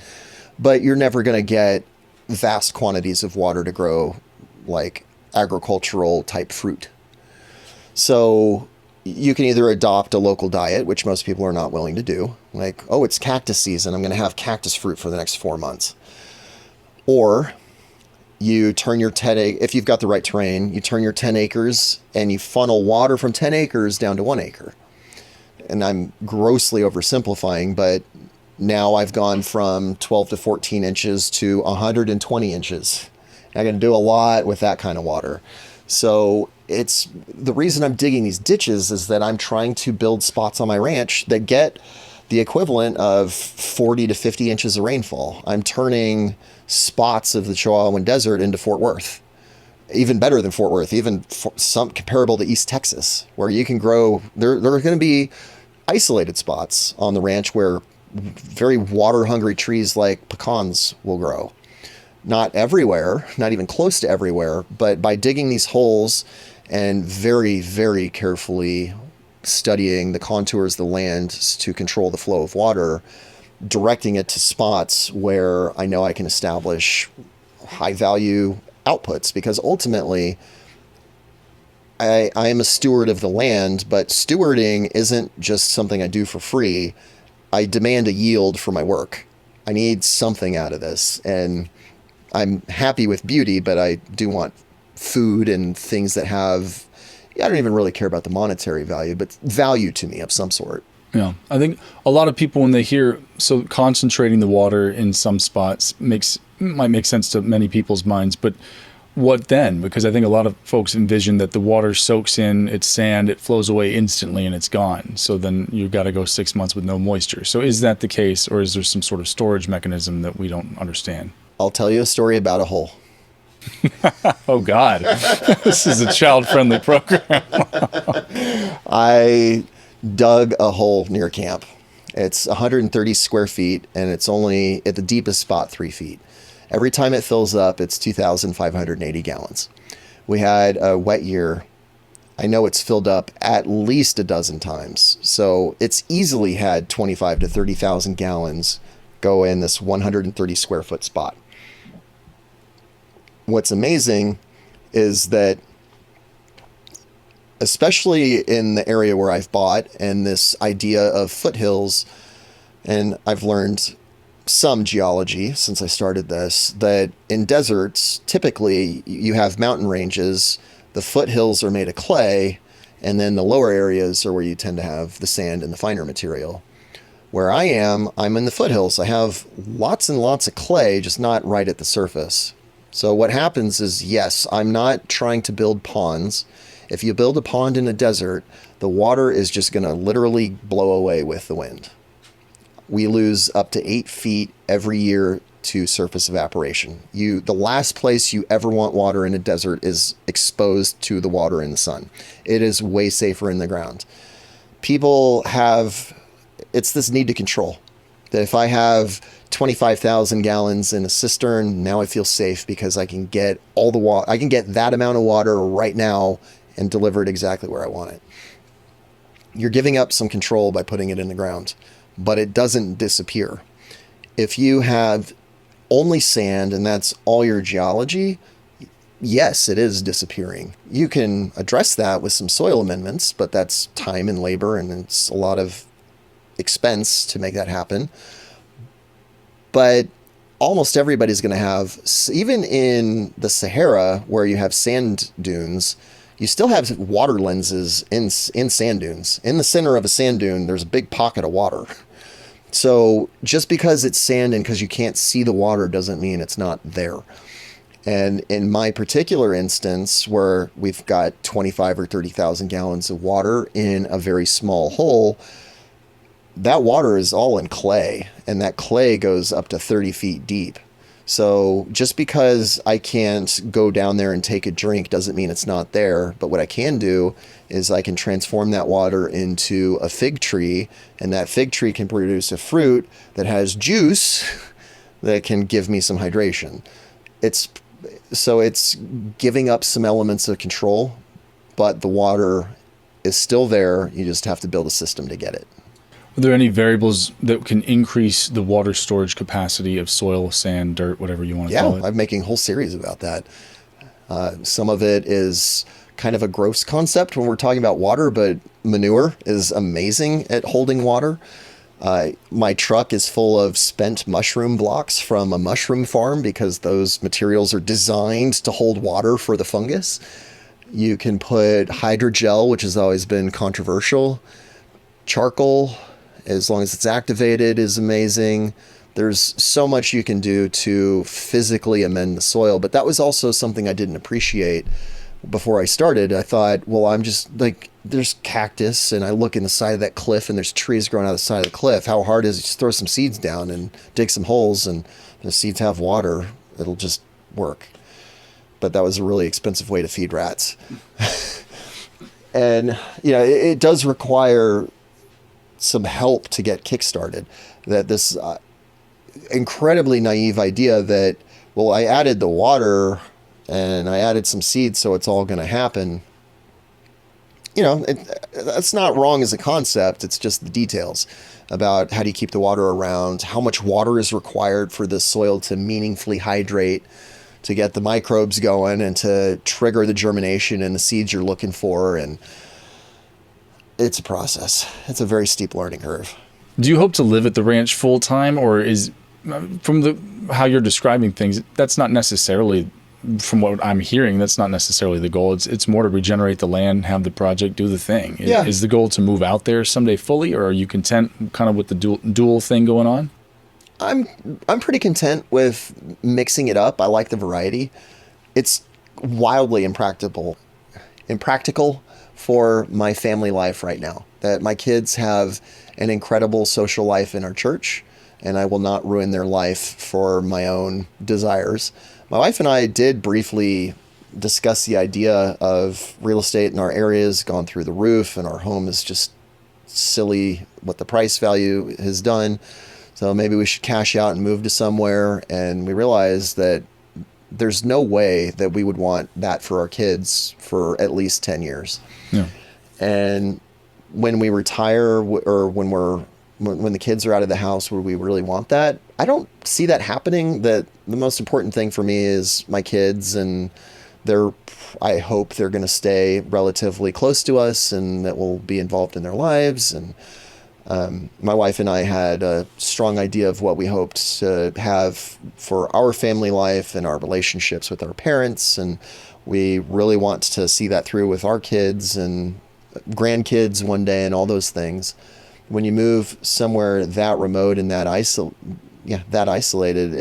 it is a selfish decision that if you have family and you're going to go out that far, you're going to be giving up an awful lot. And my wife is just not a desert person to begin with. I give her a very hard time that she has a comfortable temperature range between 72 and 74 degrees. And if you're outside those boundaries, she's either dying of cold or about to die of heat.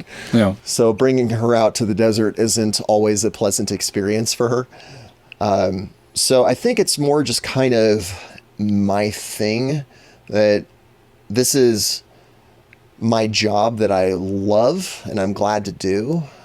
But, I also like doing jujitsu, and I like the business opportunities of being in an urban area. And I think for me, it's a good balance to go recharge my soul in the middle of nowhere and enjoy the quiet. And there are elements that I treasure about being out there, but I don't know if I would, I don't know if I'd want to live there full time. I want to be out there a lot, but maybe not all the time. Right. No, I get that. Even after just a hard day in my yard, I'm like, over it. Yeah, a lot of weekends and nights, but I'm glad I have my days. Would you say your relationship with plants has changed at all during this whole journey? Yes. It's more just the experience of understanding the role of a specific plant in the ecosystem, learning how plants cooperate, how they fight each other, how water moves through dirt, how to turn dirt into soil. I went from absolute novice to, I'm comfortably in the novice stage, but I feel like now when I'm speaking, at least there's some experience behind it. And there's also a level of commitment. Like, I've always enjoyed the idea of gardening, but I hate the hassle of weeding and I don't want to sit there and hover and nurture. I'm not a nurturing person. I want to build systems and dive into things and then move on to the next thing. That's what appealed to me about permaculture in the first place. And I never made the commitment in my house because there's no stakes. So, am I going to build this hardcore garden and this hardcore food forest? No, I've never put a serious effort into it because it's so easy to just write it off and I don't really care about the outcome. But because the decision I made at DUSTUPS is so extreme, it made me commit. and the idea of just kind of sort of trying stuff, which drove the audience nuts for the first year, including my wife, that I eventually had to decide that I'm not okay with this mediocrity of just throwing stuff at the wall and seeing what sticks. Like I demand that I do it excellently, and that I really try, and that instead of, and I've said this in many episodes, that I was trying to put in the minimum amount of resources and effort to achieve a goal, but I never knew where the minimum was. And it's always further than you think. So if that's the philosophy I'm going to follow in such an extreme environment, I guarantee failure. So the only way to succeed in a harsh environment is to blow what you think is a million miles past the minimum. Like where minimum isn't even on your radar. It's that mental switch from what can I get away with to I'm going to crush it. I'm going to blow this out of the water. I'm going to take my very limited band of resources and I'm going to do absolutely everything in my reasonable efforts to make sure I succeed. And that was the turning point where the audience got on board, where they're like, I'm tired of watching you fail because of your mindset. Now I'm with you because I see you're not cutting corners, that you're really making sure that this is going to work, because these viewers are making a commitment to me. They're investing their time and they're emotionally invested. They want to see me succeed. So I can only imagine how frustrating that was to watch me just hope that works. Perfect segue to the idea of the wisdom of the crowds, which is a term I've heard you use. So for the audience, the concept, I always go to the gumball guessing game. So when you go to the county fair, if that's even a thing anymore, but there's always the fishbowl full of gumballs. The question is, how many gumballs are in this fishbowl?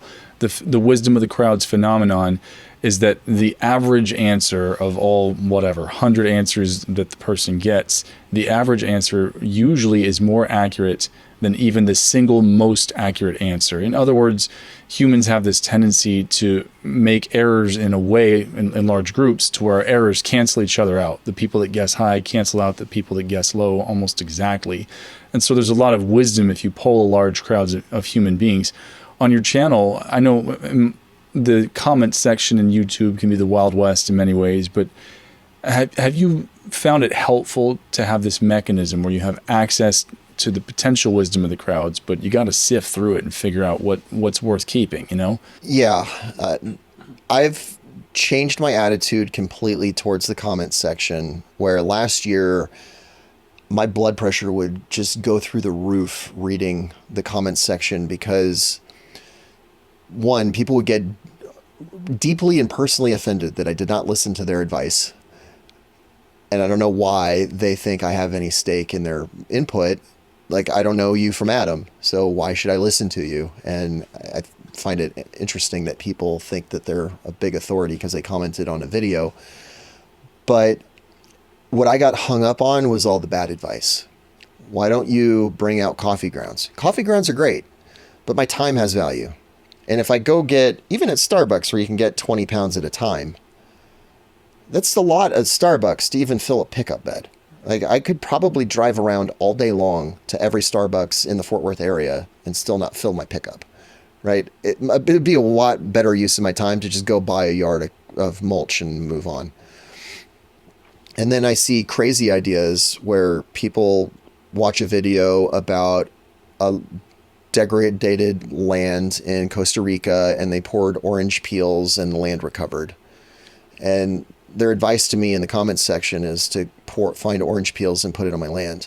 But Costa Rica is a rainforest and I'm in the desert and there's not a lot of oranges in the desert. So, you know, it's kind of like, guys, like the context, like, I mean, you know, I'm not in Costa Rica, right? Like, this isn't Florida. It's not Southern California. We don't have oranges to just dump around in Texas or building fog nets. Like, we don't have fog.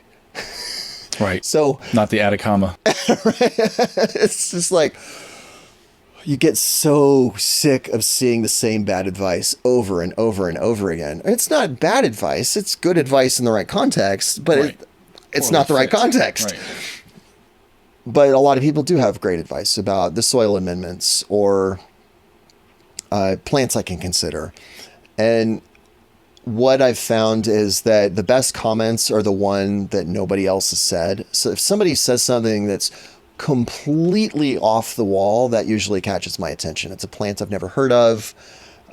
It's a soil amendment I've never heard of. Something where it's literally like mining for gold, where 99% of it's garbage. And then you're like, wow, I found that one little piece. That was great.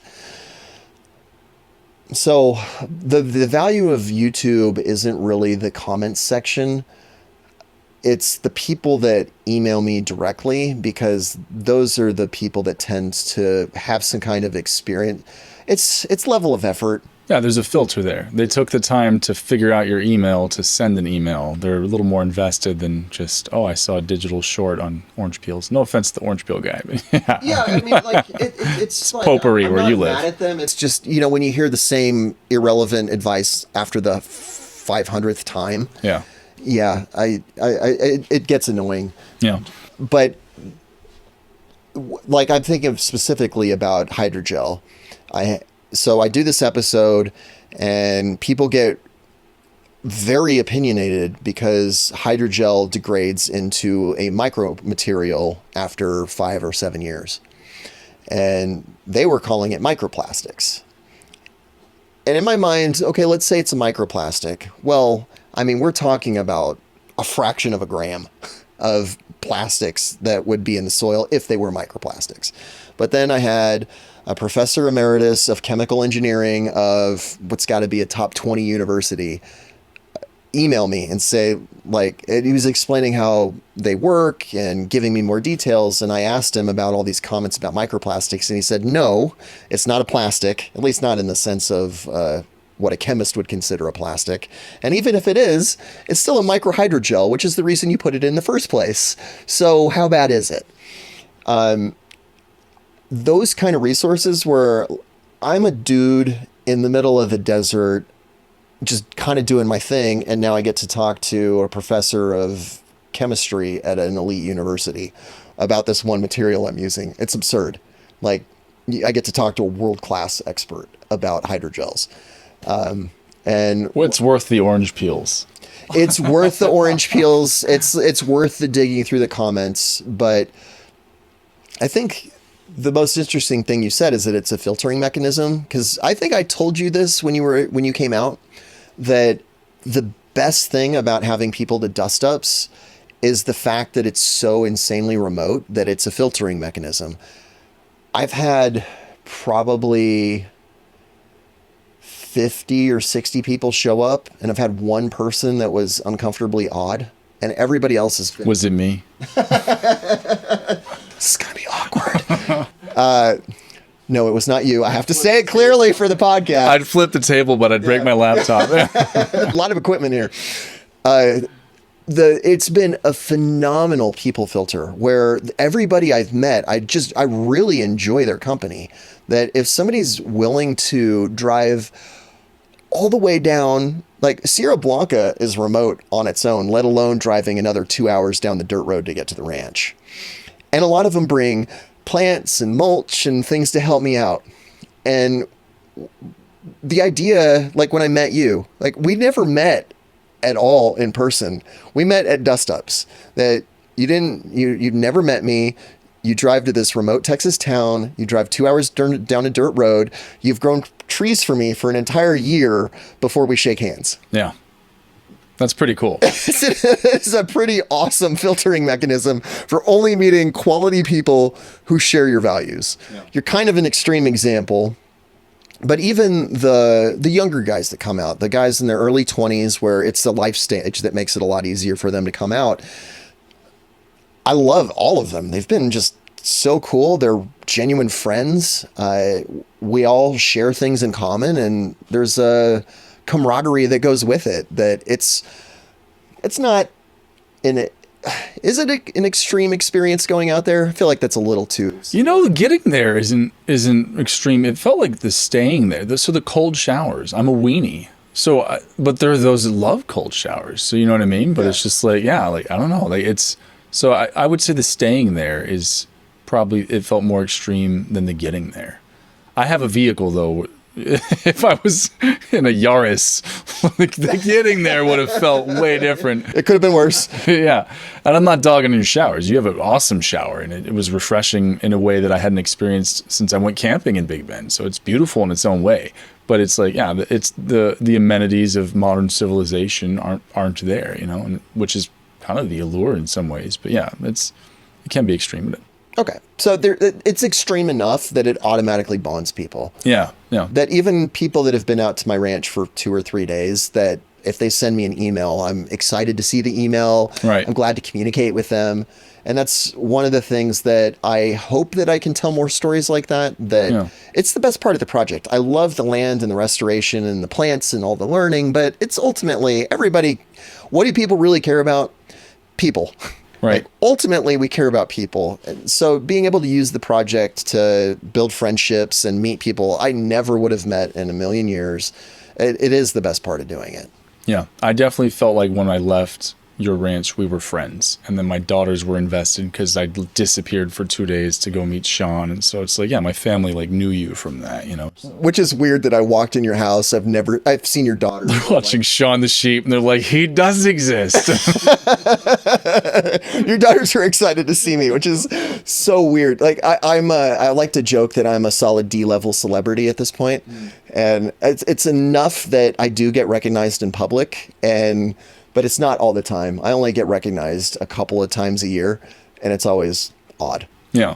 Yeah. But people feel like they know me, which is so weird. Like I had this guy, we were coming back from camping, and we were in Chipotle, and this guy walks in, he just like sees me and says, "DUSTUPS!" And then walks and orders a burrito. Didn't even shake your hand? No, it was just like, I mean, he was trying to be polite, which I really appreciated. But it was just like, oh, he knows my face. Like, he's probably watched me for 30 or 50 hours. Like, right. He legitimately knows me. Yeah. But I don't know him.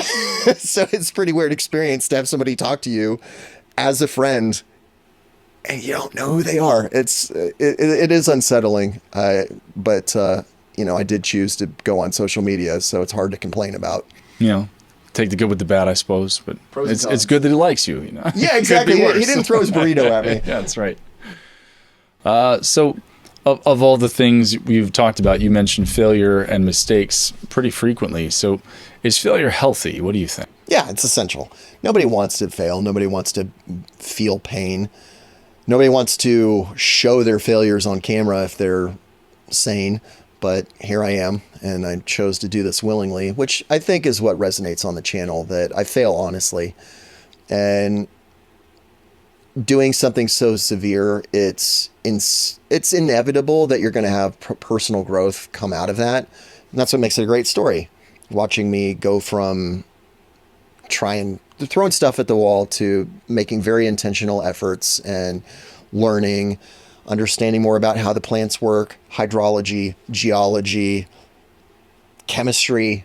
I mean, literally just learning about everything. It's right up my alley. I'm a lifelong learner, and I get to do it, but in a super practical sense for a crazy project. Yeah. Would you be comfortable sharing your life's largest failure by your estimation, and did you learn at least as much as you suffered from it?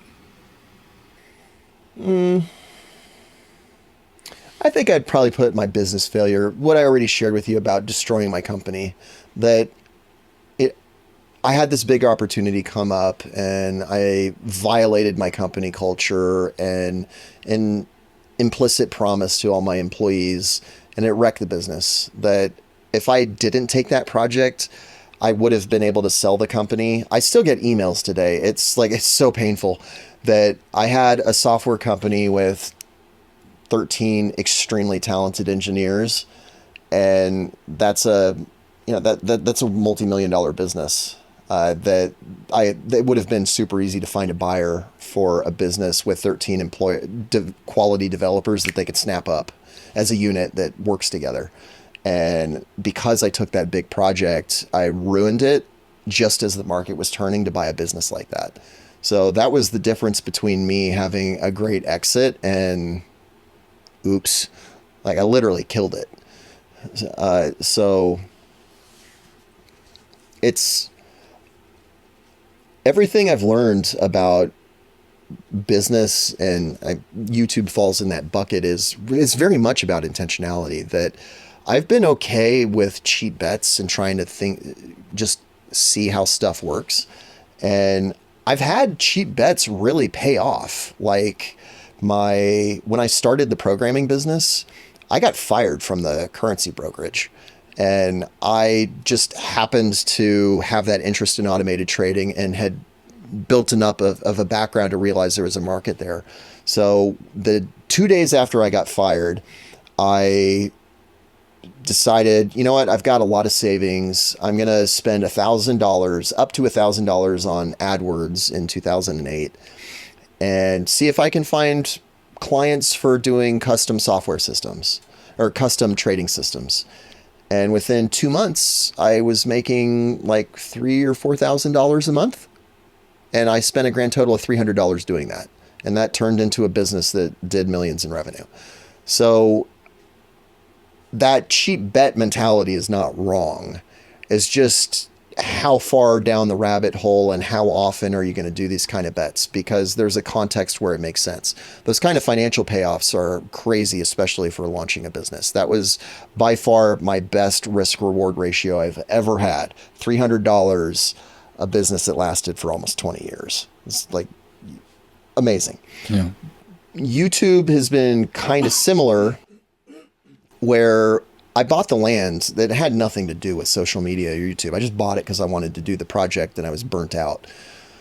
But I realized that I was watching Ghost Town Living and all of Brent's drone shots. I realized that looks so much like my land. And he's got this Ghost Town thing, and I understand why that's resonating with viewers. And permaculture, I started it because of YouTube. I know there's a big genre here. I really think this would do well in social media. And so for me, that started as a cheap bet, where now I invested probably $5,000 or $10,000 to get the social media stuff going. We went through this long journey of starting on Instagram, and we got a couple thousand followers there, migrated to TikTok, and blew up. Like so much so that I couldn't use my phone the first couple of days. There were too many notifications coming up for me to literally use the phone. Yeah. And then, but we made like almost no money. So, but as we went through this process of learning how to tell stories, and me paying for editors and paying for a couple of consultants to get me enough experience to succeed in social media, like those cheap bets have colossal payoffs in terms of a couple $1,000s can really produce hundreds of thousands, if not millions of dollars in revenue, with a lot of work that goes behind it as well. Right. But you have to have the right context. In business, it's great because I'm only accountable to myself. And I have several examples of getting those kind of asymmetric bets to pay off. Is there a singular lesson that you feel you took away from the software company experience? Yeah, don't like that. If you're it's the way to run a company, and it's core values, and the core values have to mean something. That if I'm going to make this promise to my employees, and a big opportunity comes up that will violate those values, the answer is no. Okay. It's really it really is about the biggest lesson out of it is intentionality. That whether I'm going to commit to doing a full level effort to plant this area or commit to these core values that I promised employees, I'm going to give it a full send. I gotcha.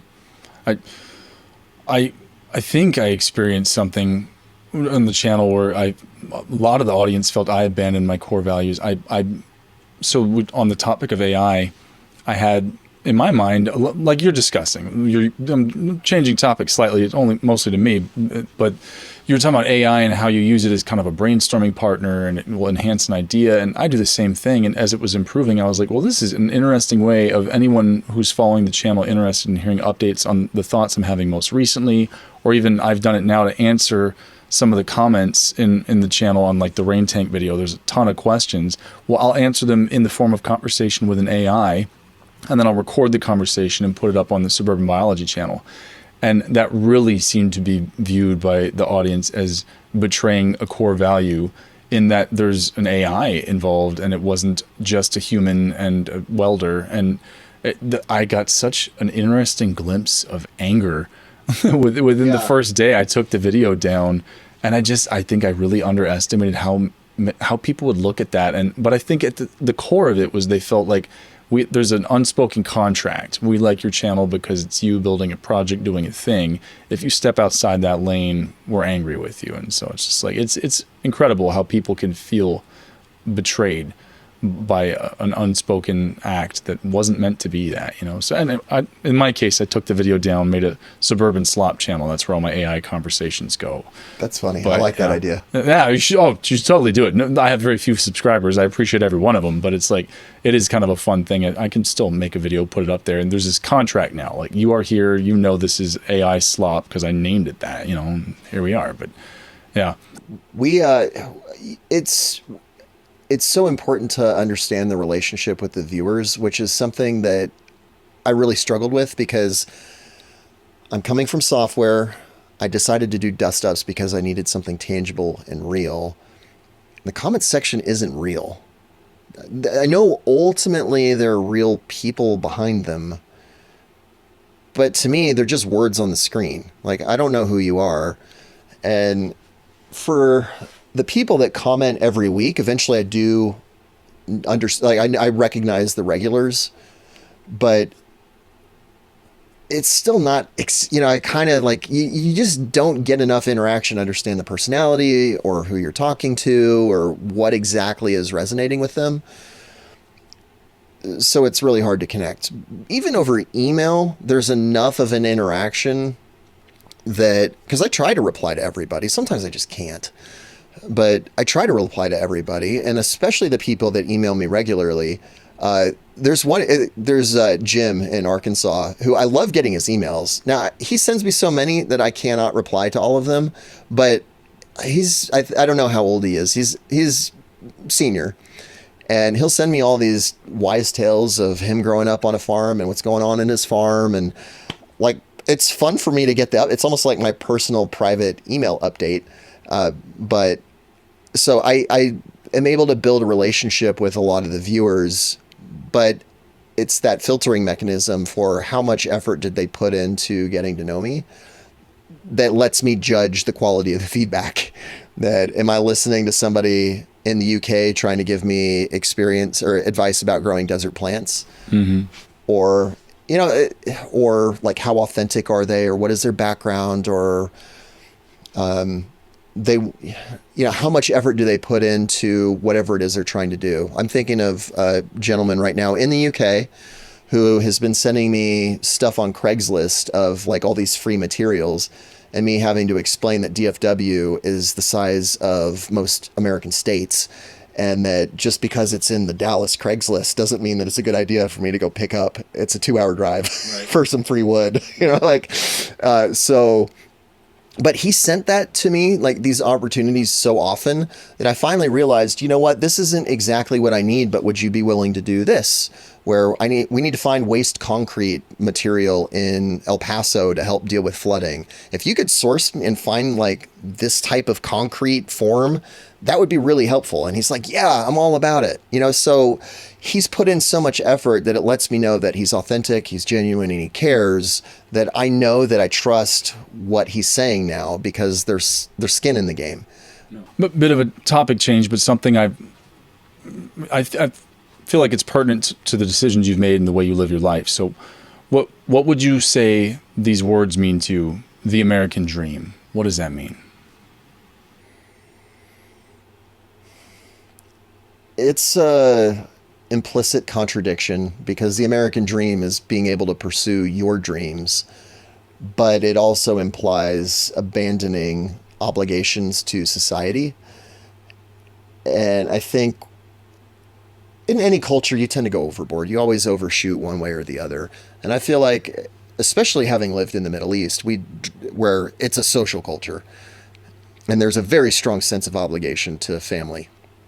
Whereas in the West, we just don't have that same level of obligation. If my father insisted that I'm going to be an engineer, Like, you have no power over me. I'm not going to do that. So the American dream is the mostly true value of pursuing what it is that you're passionate about. But you have to be careful because it is a false idol, that it's not ultimately about you, that you do have family. We do have an obligation. I have an obligation to my neighbors, even the ones I don't like, that I need to take care of them, that if there was an emergency, I'm going to provide them with food and water, and I will help them bring their trash cans in and just do the little things that make you a good person. Well, I shouldn't use that phrase, but that make you a good neighbor. And I mostly subscribe to the American dream. I feel like I live the American dream, but I also feel like we tend to lose sight of what's actually important, that we are individualistic to a level that's unhealthy. All right. What do you think? You know, my at the beginning of when I made the channel, I had this simplistic, cartoony mental picture. The American dream was always a boring suburban house with a mandatory white picket fence, a homeowners association that wouldn't let you do anything, St. Augustine grass, perfectly shorn, wasting water, using fertilizer. So I would roll my eyes at the idea of the American dream. It was very Leave It to Beaver. But over time now, I don't know. I don't get irritated by the idea, and that cartoon is melted. That's not what it means anymore to me. So my ideas are changing on what that means. But in some ways, I feel like my weird little projects have become my own version of the American dream for me, where it's like, well, I live in a place where I'm allowed to do this. And some of that's because I chose a neighborhood with no HOA. That's a big part of it, let's be honest. So maybe it's not compatible with an HOA, the American dream. But yeah, I'm very grateful. I have much more gratitude now when I hear those words. And I know that's the micro version of the answer, but I feel like I'm living my American dream, and I'm super grateful for it. Yeah, I don't know. I'm no longer irritated by the idea of a white picket fence. If someone wants to do that, like you were describing, there's the kind of market space of ideas. These different versions of what people do with their land is up to them.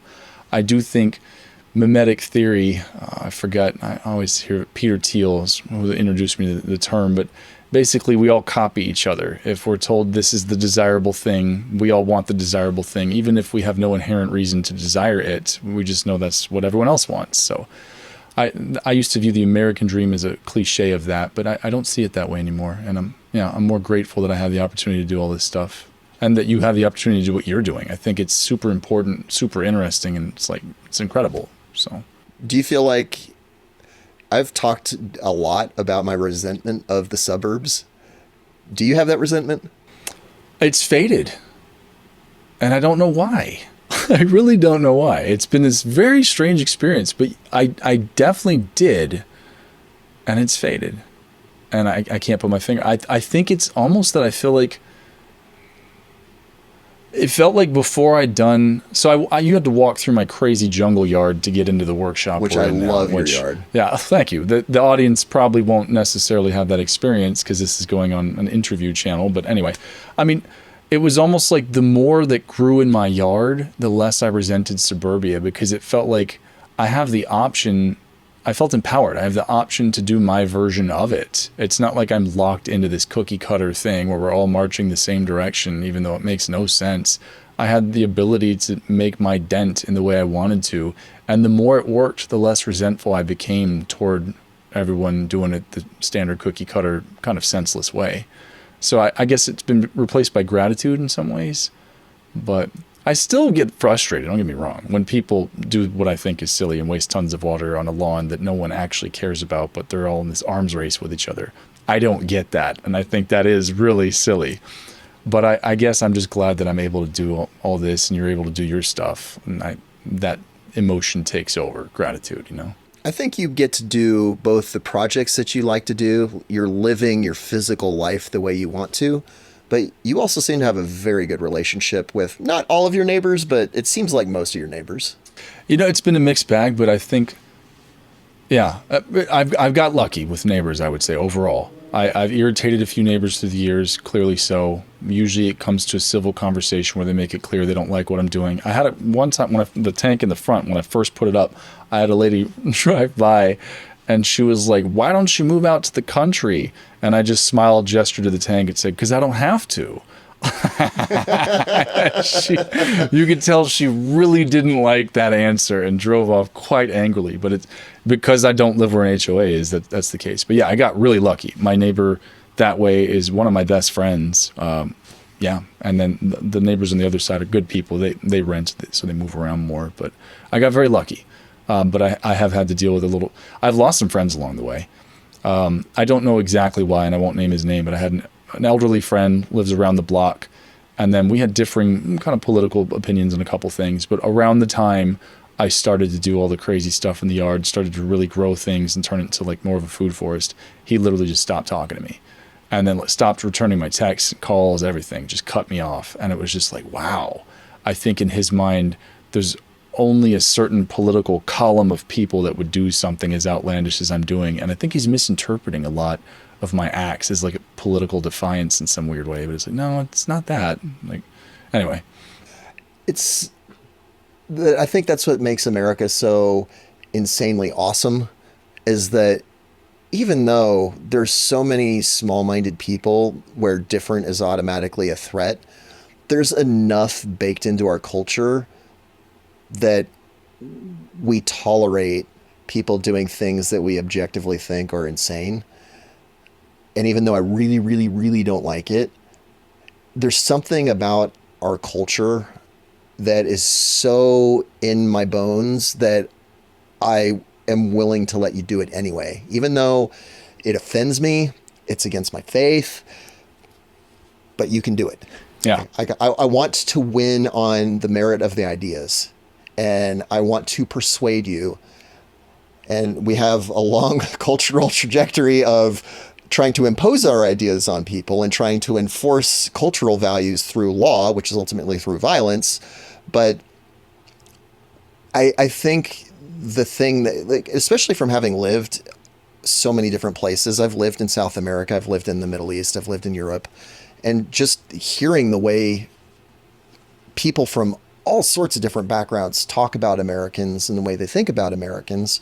And I left almost as an American hater before I went to the Middle East because I was so resentful about the suburbs.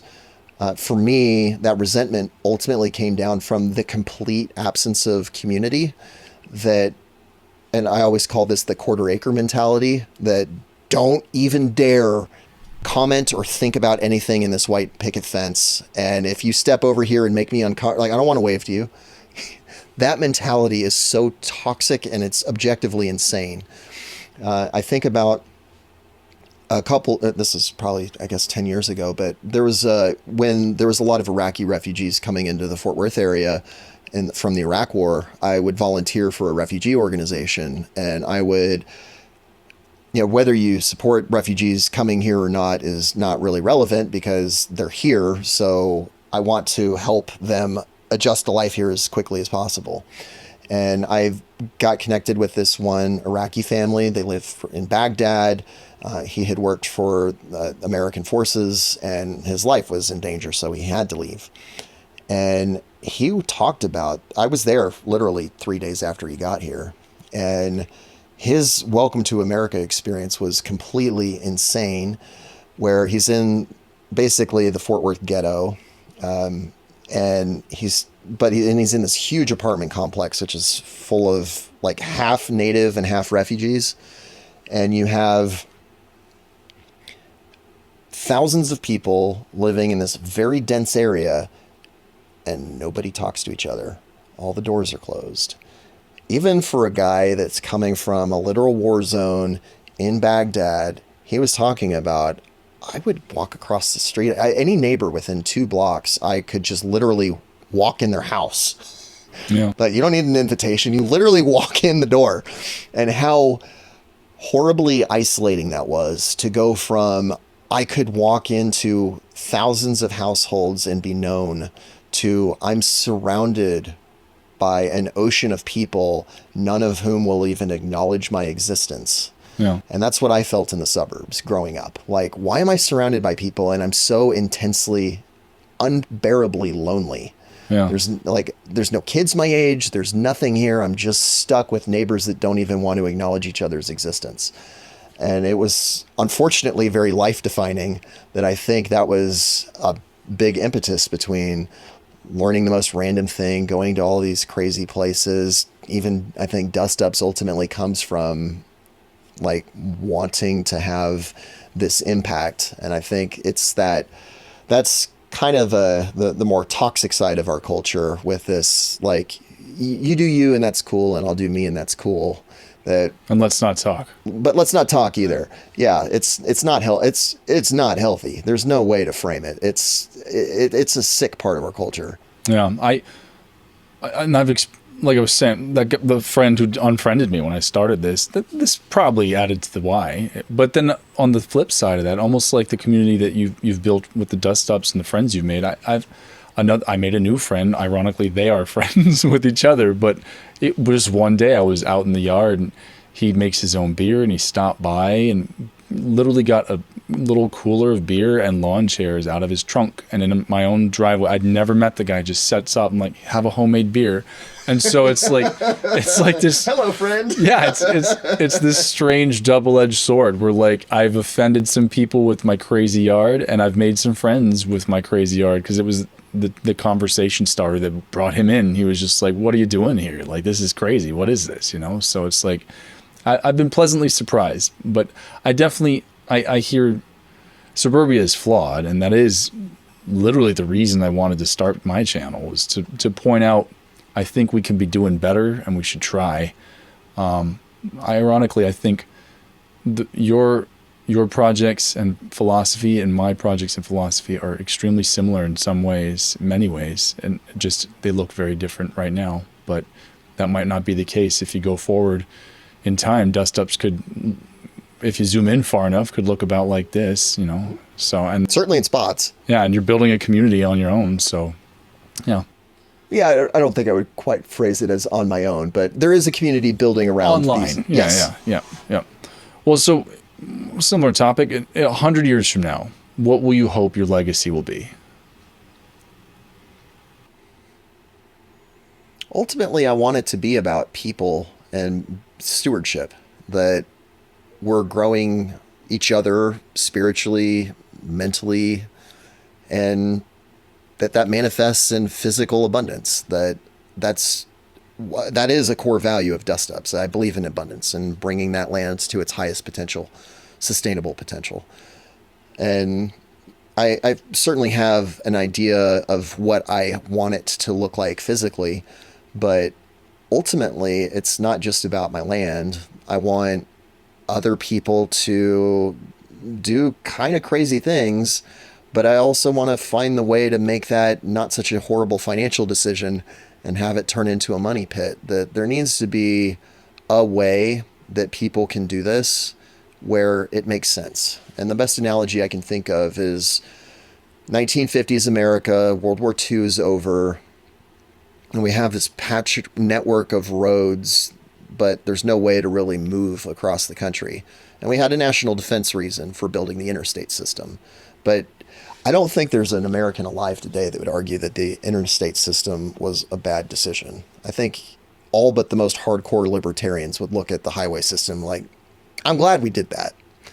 And I think there's, especially in the context of the Southwest and Texas in particular, where we have so many people moving here and we're so wasteful with our water, that I would what my grand hope would be to see some kind of water project across water stressed areas of the U.S. And that basically means the Southwest, all the way from Utah down to Arizona, California, Texas, that whole mega region.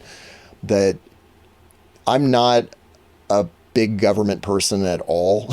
I'm pretty conservative, but I do see things that there are efforts that we have made, whether it's our efforts in space, the interstate system, that have provided objective public good from what the government does. As an American, I think it's like naturally in our culture to be kind of allergic to government taking over everything.